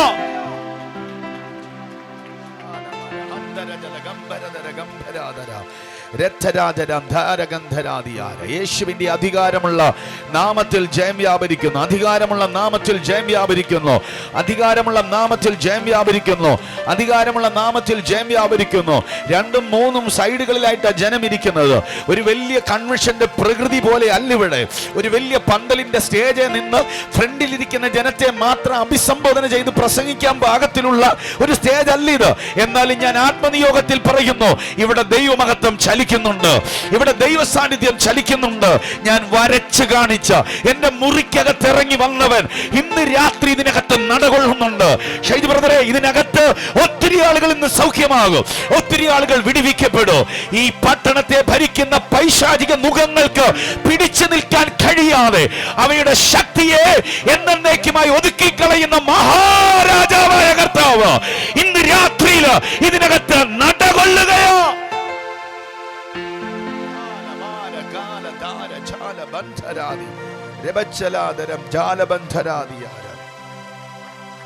രക്തത്താൽ ജയം വ്യാപരിക്കുന്നു. അഭിഷേകത്താൽ ജയം വ്യാപരിക്കുന്നു. യേശുവിന്റെ നാമത്തിൽ ജയം വ്യാപരിക്കുന്നു. ഞാൻ ഭയങ്കര അഹങ്കാരിയായിരുന്നു. കാര്യം എനിക്ക് നിറയെ സ്റ്റേജ് ഉണ്ട്. ചെല്ലുമ്പോഴത്തേക്കിന് രാജകീയമായിട്ട് ആളുകൾ കൊണ്ടുപോകും. നല്ല ഹോട്ടലുകൾ, നല്ല ജീവിത സാഹചര്യങ്ങൾ. അങ്ങനെ വന്നപ്പോഴത്തേക്കിന് സ്വാഭാവികമായി തലക്കനം കൂടി. ആളുകൾ പ്രാർത്ഥിക്കാൻ വന്നാൽ മൈൻഡ് ചെയ്യത്തില്ല. പ്രസംഗം കഴിയും, കാറേ കയറും, വിട്ടുപോകും. അല്ലാതെ ആളുകൾക്ക് വേണ്ടി പ്രാർത്ഥിക്കാൻ നിൽക്കത്തില്ല. കാര്യം ഇനി അവർക്ക് വേണ്ടി പ്രാർത്ഥിച്ചില്ലെങ്കിലും എനിക്ക് വേദിക്ക് കുറവില്ലായിരുന്നു. അങ്ങനെ അഹങ്കരിച്ച് നടന്ന ഞാൻ മാനസാന്തരപ്പെട്ടത് എൻ്റെ റൂമിൽ കർത്താവ് ഇറങ്ങിക്കഴിഞ്ഞാൽ. കാണേണ്ടവനെ കാണാൻ നാം തുടങ്ങിക്കഴിഞ്ഞാൽ ജീവിതം മാറാൻ തുടങ്ങും. നിങ്ങളൊരു ക്രൈസ്റ്റ് മെന്റാലിറ്റി ആഗ്രഹിക്കുന്നെങ്കിൽ നിങ്ങളുടെ റൂമിനകത്ത് കർത്താവ് ഇറങ്ങിയേ പറ്റൂ. അങ്ങനെ കർത്താവിൻ്റെ വിസിറ്റേഷൻ ഉണ്ടായി. നിങ്ങൾക്കറിയാമോ, 11 ദിവസം ഞാൻ കരഞ്ഞുകൊണ്ട് നടന്നു. ആഹാരം കഴിക്കാൻ പറ്റത്തില്ല. കുളിച്ചിട്ട് മുഖം തുടച്ചാൽ പിന്നെയും കണ്ണുനീര് വരും. വണ്ടി ഓടിക്കാൻ പറ്റത്തില്ല. വണ്ടിക്കകത്തോട്ട് കയറുമ്പോഴത്തേക്കിന് എനിക്കത് പറ്റത്തില്ല. പിന്നീട് സഹോദരങ്ങൾ ആ വണ്ടി ഓടിക്കുന്നു. ഏതെങ്കിലും സ്റ്റേജിലേക്ക് ചെല്ലുമ്പോൾ പ്രസംഗം വരത്തില്ല. ഭയങ്കരമായിട്ട് ദൈവമഹത്വം കൊണ്ടങ്ങ് നിറയും. ചില അഡ്രസ്സ് ചെയ്യും, ഇന്ന രോഗം ഇന്നയാക്കുണ്ട്, ഇന്ന ബുദ്ധിമുട്ടിലാണ് അവർ കടന്നു പോകുന്നത്. പെട്ടെന്ന് അത് അഡ്രസ്ഡ് ആയിട്ട് വരും. അങ്ങനെ 11 ദിവസം കരഞ്ഞുകൊണ്ട് നടന്നു. ചില ആളുകൾ വിളിച്ചു പറഞ്ഞു അവനെ വിളിക്കരുത്, കാര്യം മെസ്സേജ് പറയത്തില്ല, കരച്ചില്ല. ദൈവത്തിന് മഹത്വം ഉണ്ടാകട്ടെ. ചിലർക്ക് അറിയത്തില്ലല്ലോ ഈ മഹത്വം വഹിക്കുന്ന കാര്യം. പക്ഷെ ഞാൻ ഇന്ന് രാത്രി ആത്മനിയോഗത്തിൽ പറയാം, 11-ന്റെ അന്ന് ഞാൻ കർത്താവിനോട് പ്രാർത്ഥിച്ചു, കർത്താവ് എനിക്ക് വയനാട് നടവയലിൽ പ്രസംഗിക്കാൻ പോകണം. അതുകൊണ്ട് നീ എൻ്റെ ഈ കണ്ണുനീരൊന്ന് മാറ്റിത്തരണം. എന്താണെങ്കിലും കണ്ണുനീര് മാറി. അവരെനിക്ക് ബുക്ക് ചെയ്ത ബസ്സിൽ ഞാൻ പ്രസംഗിക്കാൻ ചെന്നു. ഞാൻ ഇവിടെ നിന്ന് കയറുമ്പോഴേ കർത്താവിനോട് പറഞ്ഞു, നീ ലൈഫിൽ ഇന്ന് വരെ കാണാത്ത മിറക്കിൾ ഞാൻ അവിടെ ചെയ്യും. അങ്ങനെ അവിടെ ചെല്ലുകയാണ്. വലിയ സ്റ്റേജാണ്. അവിടെ ധാരാളം ആളുകൾ കൂടിയിട്ടുണ്ട്. ഞാൻ ലൈവിലേ കണ്ടിട്ടുള്ളൂ ഈ വലിയ ക്യാൻസർ മുഴകൾ പോലെ നിൽക്കുന്നതൊക്കെ പൊട്ടി.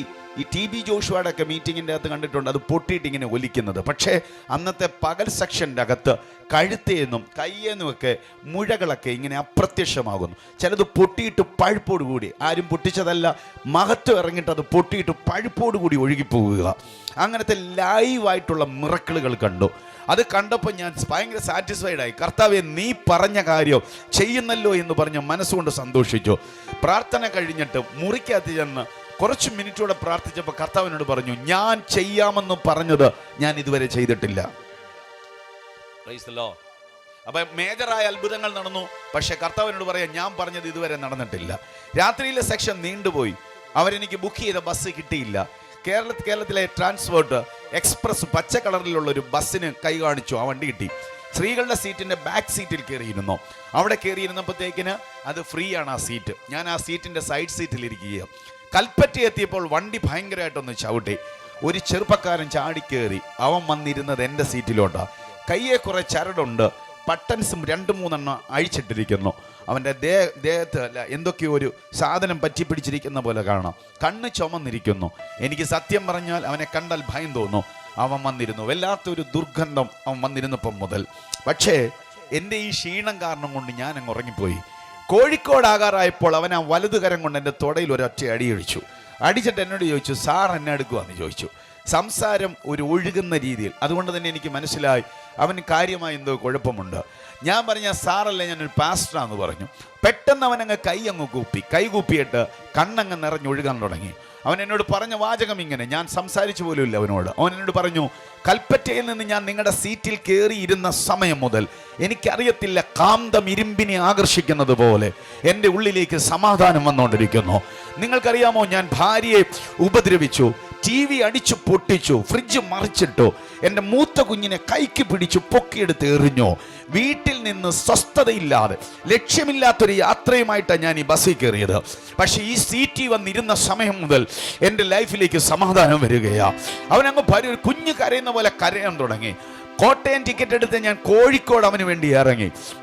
അത് സ്റ്റാൻഡിൽ നിന്ന് അവന് വേണ്ടി സംസാരിച്ചു, അവന് വേണ്ടി പ്രാർത്ഥിച്ച് അവനെ തിരിച്ചു കയറ്റി വിട്ടിട്ടാണ് അടുത്ത ബസ്സിന് ഞാൻ തിരിച്ചു പോരുന്നത്. ഞാൻ നിങ്ങളോട് ആത്മാർത്ഥമായിട്ട് പറയുന്നു, സംസാരിക്കാതെ ആളുകളെ തൊടുന്ന ദൈവമഹത്വം വഹിക്കുന്ന ഒരു ജനറേഷൻ എഴുന്നേറ്റ് വരാൻ പോകുകയാ. വിശ്വസിക്കാൻ കഴിയുന്നവർ മാത്രം അതിനോട് പ്രതികരിച്ചാതെ. നിന്റെ ദേഹത്ത് വ്യാപരിക്കുന്ന ദൈവമഹത്വത്തിന് ജനത്തോട് സംസാരിക്കാൻ കഴിയോ? നിന്റെ ദേഹത്ത് വഹിക്കുന്ന ദൈവ സാന്നിധ്യം നീ പോലും അറിയാതെ സ്പ്രെഡ് ചെയ്യും. അതുപോലത്തെ ചില ഇൻസിഡന്റ് ഈ കൺവെൻഷന്റെ അകത്ത് ഒരു അനുഭവ സാക്ഷ്യമായി മാറുമെന്ന് പറഞ്ഞാൽ വിശ്വസിക്കാൻ കഴിയുന്നവരുണ്ടെങ്കിൽ നന്നായിട്ട് അതിനോട് പ്രതികരിക്കട്ടെ.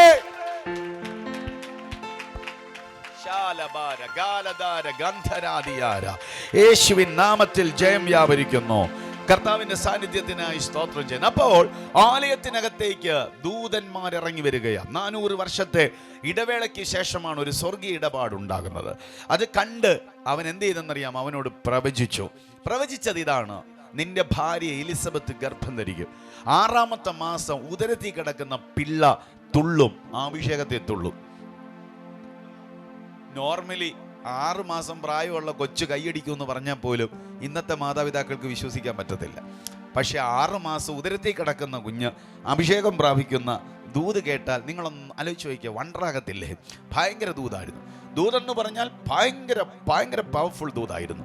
ദൂത് പറഞ്ഞതിന് ശേഷമായിട്ട് സെക്കരിയാവ് ദൂതനോട് പറഞ്ഞു, ഞാൻ പ്രായമുള്ളവനും എൻ്റെ ഭാര്യ വയസ്സ് എന്നവളുമാ. അതുകൊണ്ട് ഈ ആലോചന നടക്കോ ഇല്ലയോ എന്ന കാര്യത്തിൽ എനിക്ക് സംശയമുണ്ട്. ദൂതൻ പെട്ടെന്ന് പറഞ്ഞു, ഒരു കാര്യം ചെയ്യുക, ആലോചന ദൈവത്തിൻ്റെതാ, അതുകൊണ്ട് നടക്കും. പക്ഷെ നീ സംശയിച്ചത് കൊണ്ട് നടക്കുന്നിടം വരെ നീ ഇനി മിണ്ടണം. ആമേൻ. പുള്ളിക്കാരൻ ഇറങ്ങി വരുന്ന ആക്യം കാണിച്ചത് കണ്ടപ്പോഴേ, അകത്ത് നിന്ന് ഇറങ്ങി ആക്യം കാണിക്കുന്നത് കണ്ടപ്പോഴേ പുറത്ത് നിന്നവർക്ക് മനസ്സിലായി, മുമ്പ് കയറിയിട്ട് ഒരുത്തനും കാണാത്തത് എന്തോ ഇവൻ കണ്ടിട്ടുണ്ട്. ദൈവത്തിന് മഹത്വം ഉണ്ടാകട്ടെ. ദൈവം പറഞ്ഞ സമയമായി. 6 മാസം കഴിഞ്ഞ് പുള്ളി വീട്ടിലേക്ക് ചെല്ലുന്നു. വീട്ടിൽ ചെന്നപ്പോഴത്തേക്കിന് ഭാര്യയ്ക്ക് വിശേഷമുണ്ട്. കാര്യം ദൈവത്തിൻ്റെ സാന്നിധ്യം അവളെ തൊട്ടിരുന്നു. എന്താണെങ്കിലും എലിസബത്ത് ഗർഭം ധരിച്ചു. പ്രവചനദൂതിൻ്റെ വള്ളിപ്പുള്ളി മാറാതെ 6ാമത്തെ മാസം ആ കുഞ്ഞുദരത്തിൽ അഭിഷേകം പ്രാപിച്ചു. വിശ്വസിക്കുന്നവരുടെ ഹല്ലേലൂയ പറഞ്ഞാട്ടെ. ഇവിടെ ഇറങ്ങി ചില മാസത്തിനകത്ത് ഒരു പെൺകുട്ടിയുടെ അടുത്ത് ഈ ദൂതൻ ഇറങ്ങി. അവിടെ പേര് വേദപുസ്തകം പറയുന്നത് മറിയ എന്നാണ്. 18 കഴിഞ്ഞ പെൺപിള്ളേർ ആ കാലഘട്ടത്തിൽ പ്രവചന ദൂതിൻ്റെ നിവൃത്തിക്ക് വേണ്ടി മശിഹായുടെ വരവിന് വേണ്ടി തങ്ങളെ തന്നെ ഒരുക്കി തങ്ങളുടെ ശരീരത്തിൽ വന്നത് വാഴണമെന്ന് ആഗ്രഹിച്ച് പ്രാർത്ഥിക്കുമായിരുന്നു. ആ ലിസ്റ്റിൽപ്പെട്ട ഒരാളാണ് മറിയ. അങ്ങനെ പ്രാർത്ഥിച്ചു കൊണ്ടിരിക്കുമ്പോൾ, മറിയ മാത്രമല്ല കുറേ പെൺപിള്ളേർ അങ്ങനെ പ്രാർത്ഥിച്ചിരുന്നു. പക്ഷേ മറിയയ്ക്ക് ദൈവത്തിൻ്റെ കൃപ കിട്ടി. അവിടെ അരികിലേക്ക് ഗബ്രിയേൽ ഇറങ്ങി വന്നു. അന്നല്ല ഇറങ്ങുന്നത് ഗബ്രിയേല. ദൈവത്തിന് മഹത്വം ഉണ്ടാകട്ടെ. സമയം കിട്ടുവാണെങ്കിൽ ഞാൻ ദൂതന്മാരെ പറ്റി പറയാം. നോക്കുക, ഗബ്രിയേൽ ഇറങ്ങി വന്നു. സെക്കരിയാവിനോട് സംസാരിച്ചതുപോലെ തന്നെ മറിയോടും സംസാരിച്ചു. അവിടെ പറഞ്ഞതിന് മറ്റൊരു പ്രയോഗമാ പറഞ്ഞതേ ഉള്ളൂ. പരിശുദ്ധാത്മാവിൻ്റെ ശക്തി നിന്റെ മേൽ വരും, അത്യുന്നതിൻ്റെ ശക്തി നിന്റെ മേൽ നിഴലിടും, നീ ഉത്ഭവിക്കും, ഒരു വിശുദ്ധ പ്രജ നിന്റെ ഉദരത്തിൽ ഉത്ഭവിക്കും. അവനെക്കുറിച്ചുള്ള അരുളപ്പാടുകൾ ശ്രേഷ്ഠമായിരുന്നു. കേട്ട ആലോചനയും വഹിച്ചുകൊണ്ട് അവള് ദൂതന്റെ മുമ്പാകെ ഒരു സംശയം ചോദിച്ചു. പുരുഷനെ അറിയായികയാൽ ഇത് എങ്ങനെ സംഭവിക്കും? സെക്കരിയാവും സംശയം പറയുന്ന ആള്, മറിയയും സംശയം പറയുന്ന ആള്.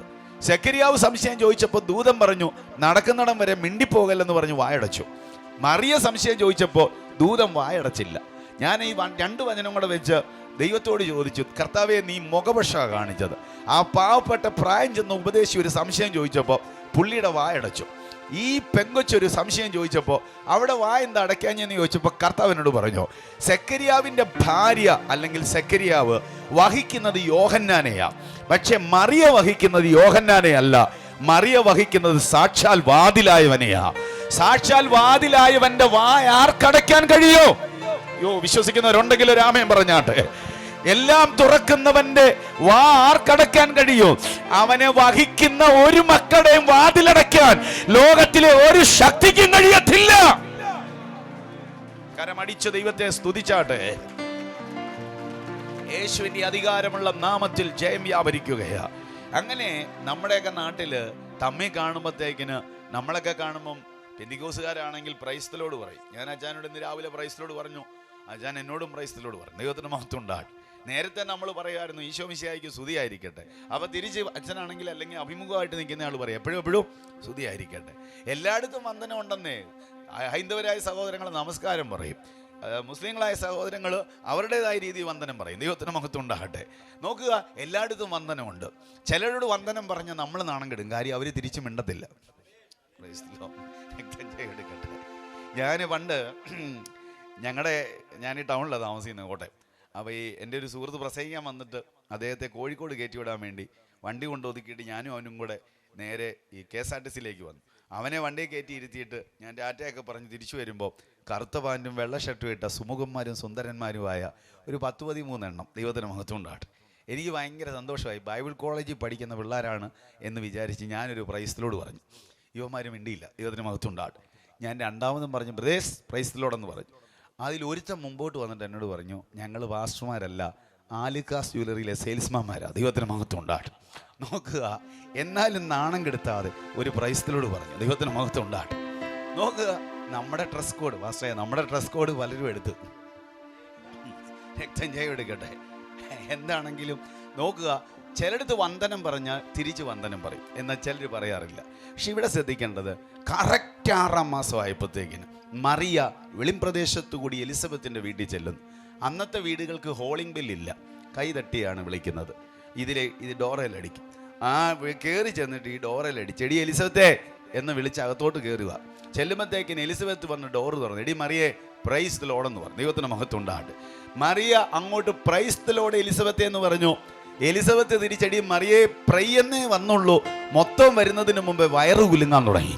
വയറിൽ കടന്ന് ഭയങ്കര ചാട്ടം കണ്ടപ്പോൾ മറിയ അത്ഭുതപ്പെട്ട് നിൽക്കുക. എൻ്റെ വന്ദനത്തിന് ഇത്രയും പവറോ? ദൈവത്തിന് മഹത്വം ഉണ്ടാകട്ടെ. വഹിക്കുന്നത് കർത്താവിനെ ആയതുകൊണ്ട് വന്ദനത്തിനകത്ത് അനോയിന്റിങ് വ്യാപരിക്കാൻ തുടങ്ങി. അകത്ത് കിടക്കുന്നവൻ ചലിക്കാൻ തുടങ്ങി. നിങ്ങൾക്കറിയാമോ, വൈദ്യശാസ്ത്രം പഠിച്ചവരും പഠിപ്പിക്കുന്നവരും ചികിത്സിക്കുന്നവരും ഒരുപക്ഷെ ഇതിൻ്റെ അകത്തിരിപ്പുണ്ട്. നിങ്ങൾക്കറിയാമോ, ഒരു കുഞ്ഞ് ഒരു സ്ത്രീയുടെ ഉദരത്തിൽ പൂവാകുമ്പോൾ അല്ലെങ്കിൽ സംജാതമാകാൻ തുടങ്ങുമ്പോൾ പ്ലാസൻ്റ എന്ന് പറയുന്ന നേർത്ത പ്രതലത്തിനകത്ത് ആ കുഞ്ഞ് വളരുന്നത്. ഈ പ്ലാസൻ്റയ്ക്ക് ഷെയ്ക്ക് ഉണ്ടാകാതിരിക്കാൻ വേണ്ടി പ്രഗ്നൻസി ആയിരിക്കുന്ന ഒരു സഹോദരിയോട് റെസ്റ്റ് എടുക്കാൻ, ആദ്യത്തെ ചില സമയങ്ങൾ റെസ്റ്റ് എടുക്കാൻ നിർബന്ധമായും ഡോക്ടർമാർ പറയും. വല്ലാതെ ശരീരം ഷെയ്ക്കാകാതെ നോക്കാൻ പറയും. കാര്യം ഇതൊരു നേർത്ത പാളിയിലാണ് കിടക്കുന്നത്. ഇങ്ങനെയുള്ള സൂക്ഷിക്കുന്ന ഈ കാലഘട്ടത്തിൽ ഇതിൻ്റെ അകത്ത് കിടന്നൊരു കൊച്ചു തുള്ളുക എന്ന് പറഞ്ഞാൽ വൈദ്യശാസ്ത്രം അമ്പരപ്പോടെ നോക്കുന്നൊരു വേദഭാഗം അത്. കാര്യം ഈ പ്ലാസൻ്റയ്ക്ക് കേടുണ്ടായാൽ, അത് പൊട്ടിക്കഴിഞ്ഞാൽ ബ്ലീഡിങ് ഉണ്ടാകും. പുറത്തോട്ടും വരും, അകത്തോട്ടും വരും. ഇന്നർ ബ്ലീഡിങ് ആ കുഞ്ഞിനെയും കൊല്ലും, അമ്മയും കൊല്ലാൻ സാധ്യതയുണ്ട്. ഒന്നുകൂടി പറഞ്ഞാൽ 6 മാസം തികഞ്ഞ 6 മാസം എത്തിയൊരു കുഞ്ഞ് ചാടുമ്പോഴത്തേക്കിന് പ്ലാസൻ്റയിൽ ബ്ലീഡിങ് ഉണ്ടായി അകത്തേക്ക് അവയവങ്ങളെ അത് ബാധിച്ചു കഴിഞ്ഞാൽ അമ്മ മരിക്കും. കുഞ്ഞിന്റെ തുള്ളിച്ചയല്ലായിരുന്നോ, അനോയിന്റിങ്ങിന്റെ തുള്ളിച്ചയായിരുന്നോ? വിശ്വസിക്കുന്നവരോട് ഞാൻ ഇന്ന് രാത്രിയിൽ ഒരു കാര്യം പറയാം. വൈദ്യശാസ്ത്രത്തെ അന്നും ഇന്നും ഞെട്ടിപ്പിച്ച ഒരേ ഒരു പുസ്തകമുണ്ടെങ്കിൽ അത് വിശുദ്ധ ബൈബിളാണെന്ന് പറയാൻ അഭിമാനമുള്ള ദൈവമക്കൾ ഇതിനകത്തുണ്ടെങ്കിൽ ആ കൈ ഉയർത്തി നന്നായി ദൈവത്തിന് മഹത്വം കൊടുത്താട്ടെ.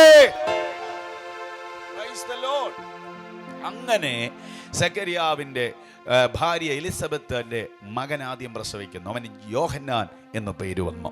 കാലത്തികവെങ്കൽ മറിയുടെ മേൽ ദൈവത്തിന്റെ മഹത്വം പിന്നെയും വന്നു. അങ്ങനെ അവളുടെ ഉദരത്തിൽ നിന്ന് യേശു പുറത്തേക്ക് വരുന്നു.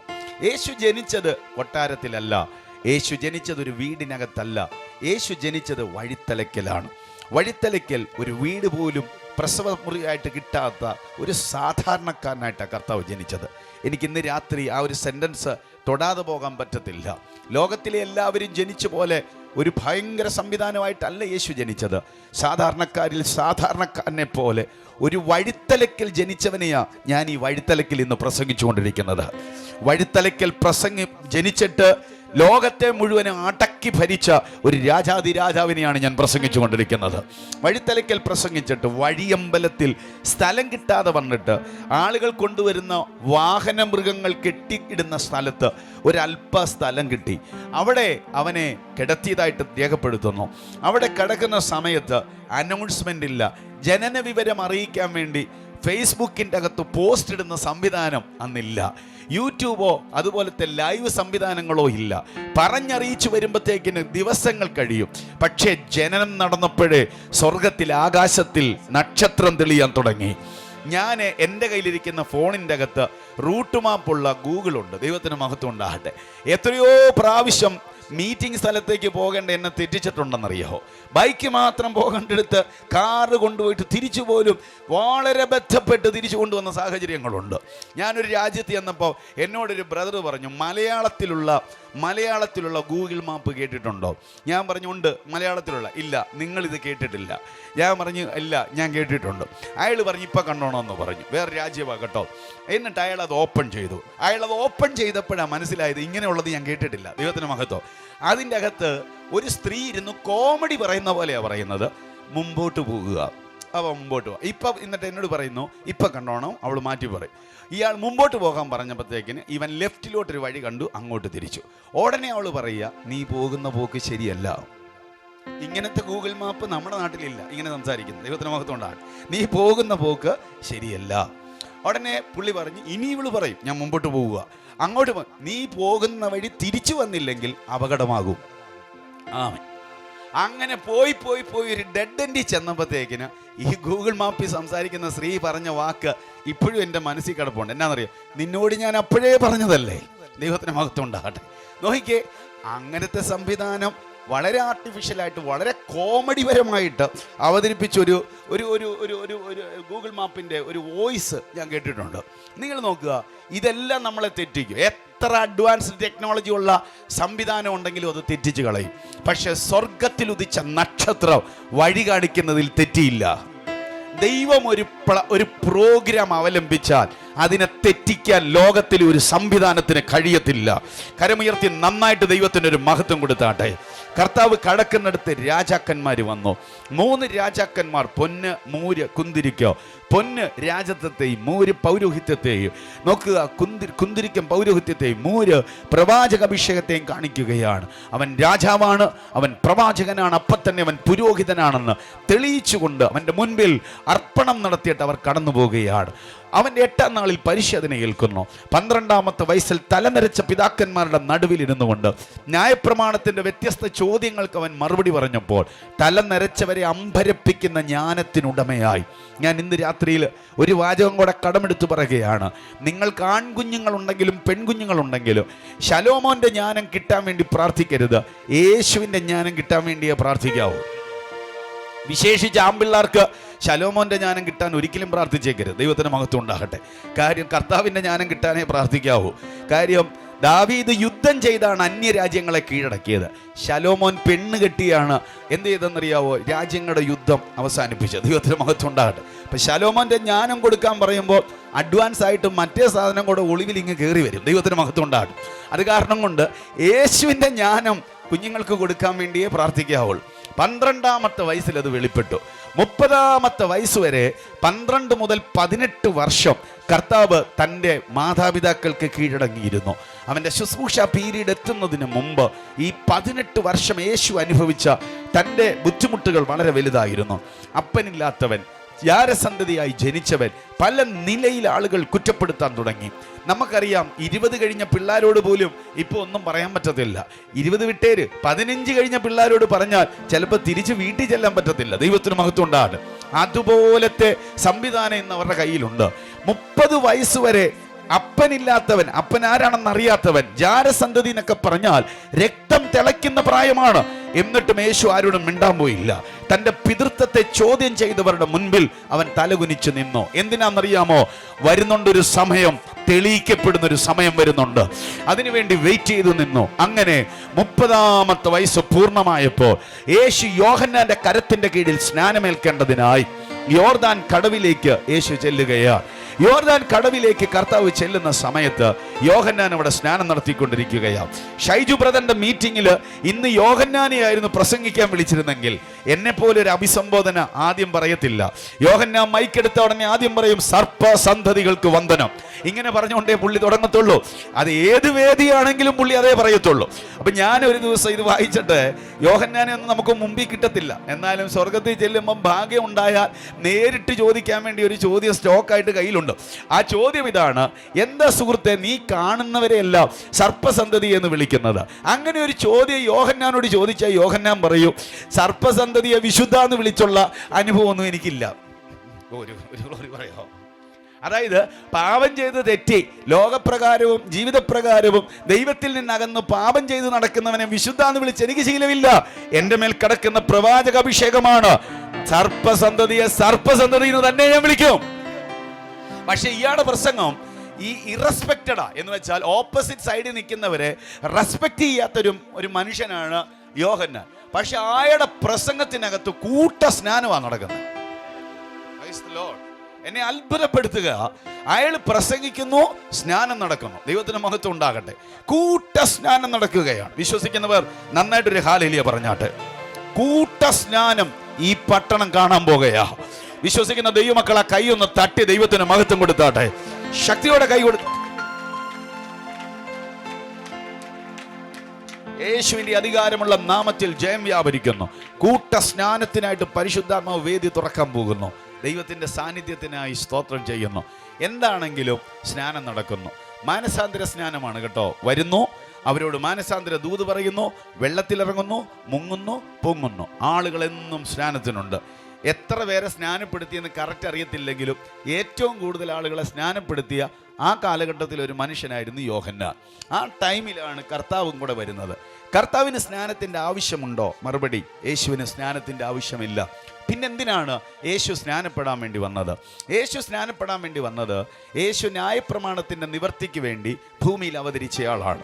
അതുകൊണ്ട് ന്യായപ്രമാണത്തിൻ്റെ നീതി നിർവഹിക്കേണ്ടതിനായി, ദൈവത്തിൻ്റെ നീതി ഈസ് ഈക്വൽ ടു ന്യായപ്രമാണം, അത് നിവർത്തിക്കേണ്ടതിനായി യേശു സ്നാനക്കടവിലേക്ക് വരികയാണ്. യേശുവിനെ കണ്ട ഉടനെ യോഹന്നാൻ 2-3 വാചകം പറയുന്നു. അതിൽ പ്രധാനപ്പെട്ടൊരു വാചകമാണ് ഇന്ന് രാത്രി ഞാൻ പറയുന്നു. പ്രധാനപ്പെട്ട വാചകം ഇതാ: ലോകത്തിന്റെ പാപത്തെ ചുമക്കുന്ന ദൈവത്തിന്റെ കുഞ്ഞാട്. ജനം മുഴുവൻ നോക്കി നിൽക്കുന്നു. സ്നാനപ്പെട്ട കുറച്ചു പേർ, സ്നാനപ്പെടാനുള്ള കുറച്ചു പേർ, വലിയൊരു സ്റ്റേജ് അവിടെ തന്നെ ഉണ്ട്.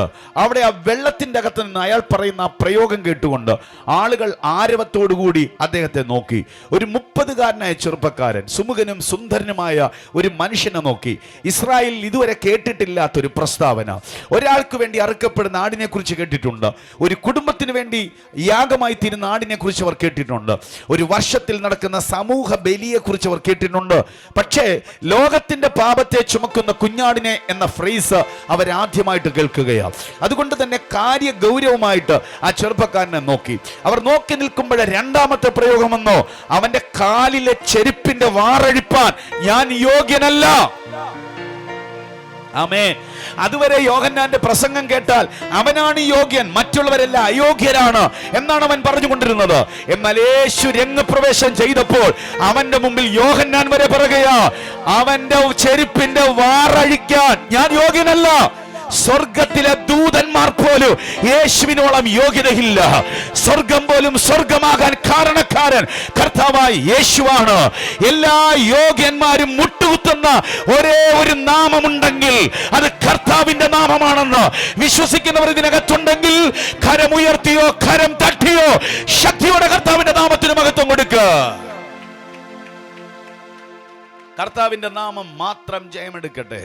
അങ്ങനെ യേശു വെള്ളത്തിലേക്ക് വരുമ്പോൾ മൂന്നാമത്തെ പ്രയോഗം, ഞാൻ നിങ്ങളെ വെള്ളത്തിൽ സ്നാനപ്പെടുത്തുന്നു, അവനോ നിങ്ങളെ പരിശുദ്ധാത്മാവിലും അഗ്നിയിലും സ്നാനപ്പെടുത്തുന്നു. യേശു സ്നാനത്തിൻ്റെ സമയമായി വെള്ളത്തിലേക്ക് ഇറങ്ങി വരുന്നു. പണ്ടൊരു തമിഴ്നാട്ടുകാരനായ ഒരു മനുഷ്യനെ ഒരു പാസ്റ്റർ സ്നാനപ്പെടുത്തി. അയാൾ വെള്ളത്തിലോട്ട് വന്നപ്പോൾ അയാളോട് ആരോ പറഞ്ഞു, ഉള്ള പാപം മുഴുവൻ കഴുകിക്കളയാൻ വേണ്ടിയാണ് സ്നാനമെന്ന് പറയുന്നത്. സ്നാനം പാപം കഴുകിക്കളയാൻ വേണ്ടിയല്ല, സ്നാനം പാപം കഴുകിക്കളയാൻ വേണ്ടിയാണെന്നുള്ള ധാരണ ആർക്കെങ്കിലും ഉണ്ട്, തിരുത്താൻ വേണ്ടി പറയുന്നു. മാനസാന്തരപ്പെട്ട് യേശുവിലേക്ക് തിരിയുമ്പോഴേ പാപമോചനം നടക്കുകയാണ്. ആ പാപമോചനം നടന്നു എന്നതിൻ്റെ തെളിവ് മാത്രമാണ് സ്നാനം എന്ന് പറയുന്നത്. അപ്പം നോക്കുക, ഇയാൾ സ്നാനപ്പെടാൻ വന്നപ്പോൾ ആരോ ക്ലാസ് കൊടുത്തു, ഉള്ള പാപം മുഴുവനും കഴുകുന്നതാണ് ഈ വെള്ളം. ഇയാളെ പറഞ്ഞ് വെള്ളത്തിൽ മുക്കി കഴിഞ്ഞപ്പോഴത്തേക്കിന് ഇവനെ കാണാനില്ല. ചുറ്റുവട്ടത്തിൽ നിൽക്കുന്ന ആളുകൾ കൂടെ വെള്ളത്തിൽ ചാടി, എല്ലാവരും കൂടെ വെള്ളത്തിൽ ചാടിയിട്ട് അവിടെ ഇവിടെയൊക്കെ നോക്കിയപ്പം ഈ മുങ്ങിയവനെ കാണാനില്ല. എല്ലാവർക്കും വെപ്രാളമായി. വീട്ടുകാരിനി ഭയങ്കര വിഷയമാകുമല്ലോ, അത് കാരണം കൊണ്ട് എല്ലാവരും വെപ്രാളപ്പെട്ട് നിൽക്കുമ്പോൾ ഇവൻ അക്കരെ ചെന്നിട്ട് ചോദിച്ചു, പോതുമാ എന്ന് ചോദിച്ചു. പാസ്റ്റർ ദേഷ്യത്തോട് പറഞ്ഞു, ഇവിടെ വാടാന്ന് പറഞ്ഞു. അവൻ ആ മുങ്ങിപ്പോയവൻ നീന്തി ഇക്കരെ വന്നപ്പോൾ പാസ്റ്റർ ചോദിച്ചു, എന്തിനാടാ ഇവിടുന്ന് നീ മുങ്ങിയിട്ട് അവിടെ പോയി പൊങ്ങിയെന്ന് ചോദിച്ചു. പാവം പറയാം, പാസ്റ്റർ ഞാൻ ഒത്തിരി പാവം ചെയ്തായിരുന്നു, എല്ലാം കുതിർന്ന് പൊക്കോട്ടെ എന്ന് വെച്ചോണ്ടാ കുറേ നേരം കൂടെ വെള്ളത്തിൽ കിടന്നത്. നിങ്ങൾ നോക്കുക, വെള്ളത്തിൽ മുങ്ങിക്കിടക്കുന്നത് അല്ലെങ്കിൽ സ്നാനം പാവം മുഴുവനും കുതിർത്ത് കളയാൻ വേണ്ടിയുള്ളതല്ല, ഒരുത്തൻ മാനസാന്തരപ്പെട്ടു എന്നതിൻ്റെ തെളിവാണ് സ്നാനം എന്ന് പറയുന്നത്. സ്നാനം ഒരിക്കലും ഒരു ബക്കറ്റിലെടുത്ത് വെള്ളം ദേഹത്തേക്ക് ഇടുന്നതല്ല സ്നാനം. സ്നാനം എന്ന് പറയുന്നത് പൂർണ്ണമായി വെള്ളത്തിൽ മുങ്ങി കുളിക്കുന്നതിനാണ് സ്നാനം എന്ന് പറയുന്നത്. വിശ്വസിക്കുന്നവരുണ്ടെങ്കിൽ ഒരു ഹല്ലേലൂയ പറഞ്ഞാട്ടെ. ഞാൻ ഈ സെൻറ്റൻസ് ഇന്ന് രാത്രി പരസ്യമായിട്ട് പറയുന്നതിൽ നിങ്ങൾ സന്തോഷിക്കണം. കാര്യം എനിക്കിത് സ്നാനം ഒരു അനിവാര്യ വിഷയമാണ്. ആമേൻ പറ, നന്നായിട്ട് ഹല്ലേലൂയ പറ. ഞാൻ ഈ കൂട്ടായ്മകളിലായിരുന്നു കൂടുതലും പ്രസംഗിച്ചുകൊണ്ടിരുന്നത്. ഒരിക്കലും എൻ്റെ കൂട്ടായ്മയിൽ ഗതസമന എന്ന് പറയുന്ന ഒരു കൂട്ടായ്മ തൃശ്ശൂരുള്ളതാണ്. ഒരു അച്ഛൻ എന്നെ വിളിച്ചു, പ്രസംഗിക്കാൻ വേണ്ടി വിളിച്ചു. എനിക്ക് കൂട്ടായ്മ ഭയങ്കര ഇഷ്ടമാണ്, അച്ഛന്മാർ ഭയങ്കര ഇഷ്ടമാണ്. അങ്ങനെ എന്നെ പ്രസംഗിക്കാൻ വിളിച്ചപ്പോൾ ഫോണിൽ കൂടെ എന്നോട് പറഞ്ഞു, സ്നാനം പ്രസംഗിക്കില്ല, ദൈവത്തിന് മഹത്വം ഉണ്ടാകും. ഞാൻ പറഞ്ഞു, ഞാൻ സ്നാനം പ്രസംഗിക്കത്തില്ല. അങ്ങനെ ഫോണിൽ കൂടെ എഗ്രിമെൻ്റ് ആയിട്ട് ഞാൻ അവിടെ ചെന്നപ്പോൾ എൻ്റെ ദൈവമേ 10,000 പേരുണ്ട്. നല്ല സ്റ്റേജാണ്, നല്ല കൂട്ടായ്മ. നമ്മളിപ്പം ഇവിടെ നിങ്ങൾ ഒരു ഹല്ലേലൂയ പറയുമ്പോൾ 3 ഹല്ലേലൂയ പറഞ്ഞു. അത് ഞങ്ങളുടെ നാട്ടിലില്ല, അവിടെ ഒരു ഹല്ലേലൂയ മാത്രമേ പറയത്തുള്ളൂ. പക്ഷേ തിരുവനന്തപുരത്ത് അങ്ങനെ ഒരു നല്ല കൂട്ടമുണ്ട്, ദൈവത്തിന് മഹത്വമുണ്ട്. പക്ഷേ അവിടുത്തെ ആ കൂട്ടായ്മയുടെ പ്രത്യേകത, ഒരാൾക്ക് മൈക്ക് കൊടുത്ത് സൈഡിലിരുത്തിയേക്കുക. ഞാനിപ്പോൾ യേശു ഇവിടെ വന്നിട്ടുണ്ടെന്ന് പറഞ്ഞാൽ അയാൾ 3 പ്രാവശ്യം പറയും, യേശു നല്ലവൻ, പിതാവ് നല്ലവൻ, പുത്രൻ നല്ലവൻ, ദൈവത്തിനുമാ. അത് കഴിഞ്ഞാൽ നമുക്കിനി അടുത്ത സെൻറ്റൻസ് പറയാൻ പറ്റുമോ? അപ്പം ഞാൻ പിന്നെ അച്ഛനോട് പറഞ്ഞു, ഇത് ശരിയാകത്തില്ല, അയാളോട് നിർത്താൻ പറയാൻ പറഞ്ഞു. ദൈവത്തിന് മഹത്വം ഉണ്ടാകട്ടെ, സ്തോത്രം. അയാളത് നിർത്തി. ഞാൻ പിന്നെ പ്രസംഗം തുടങ്ങി.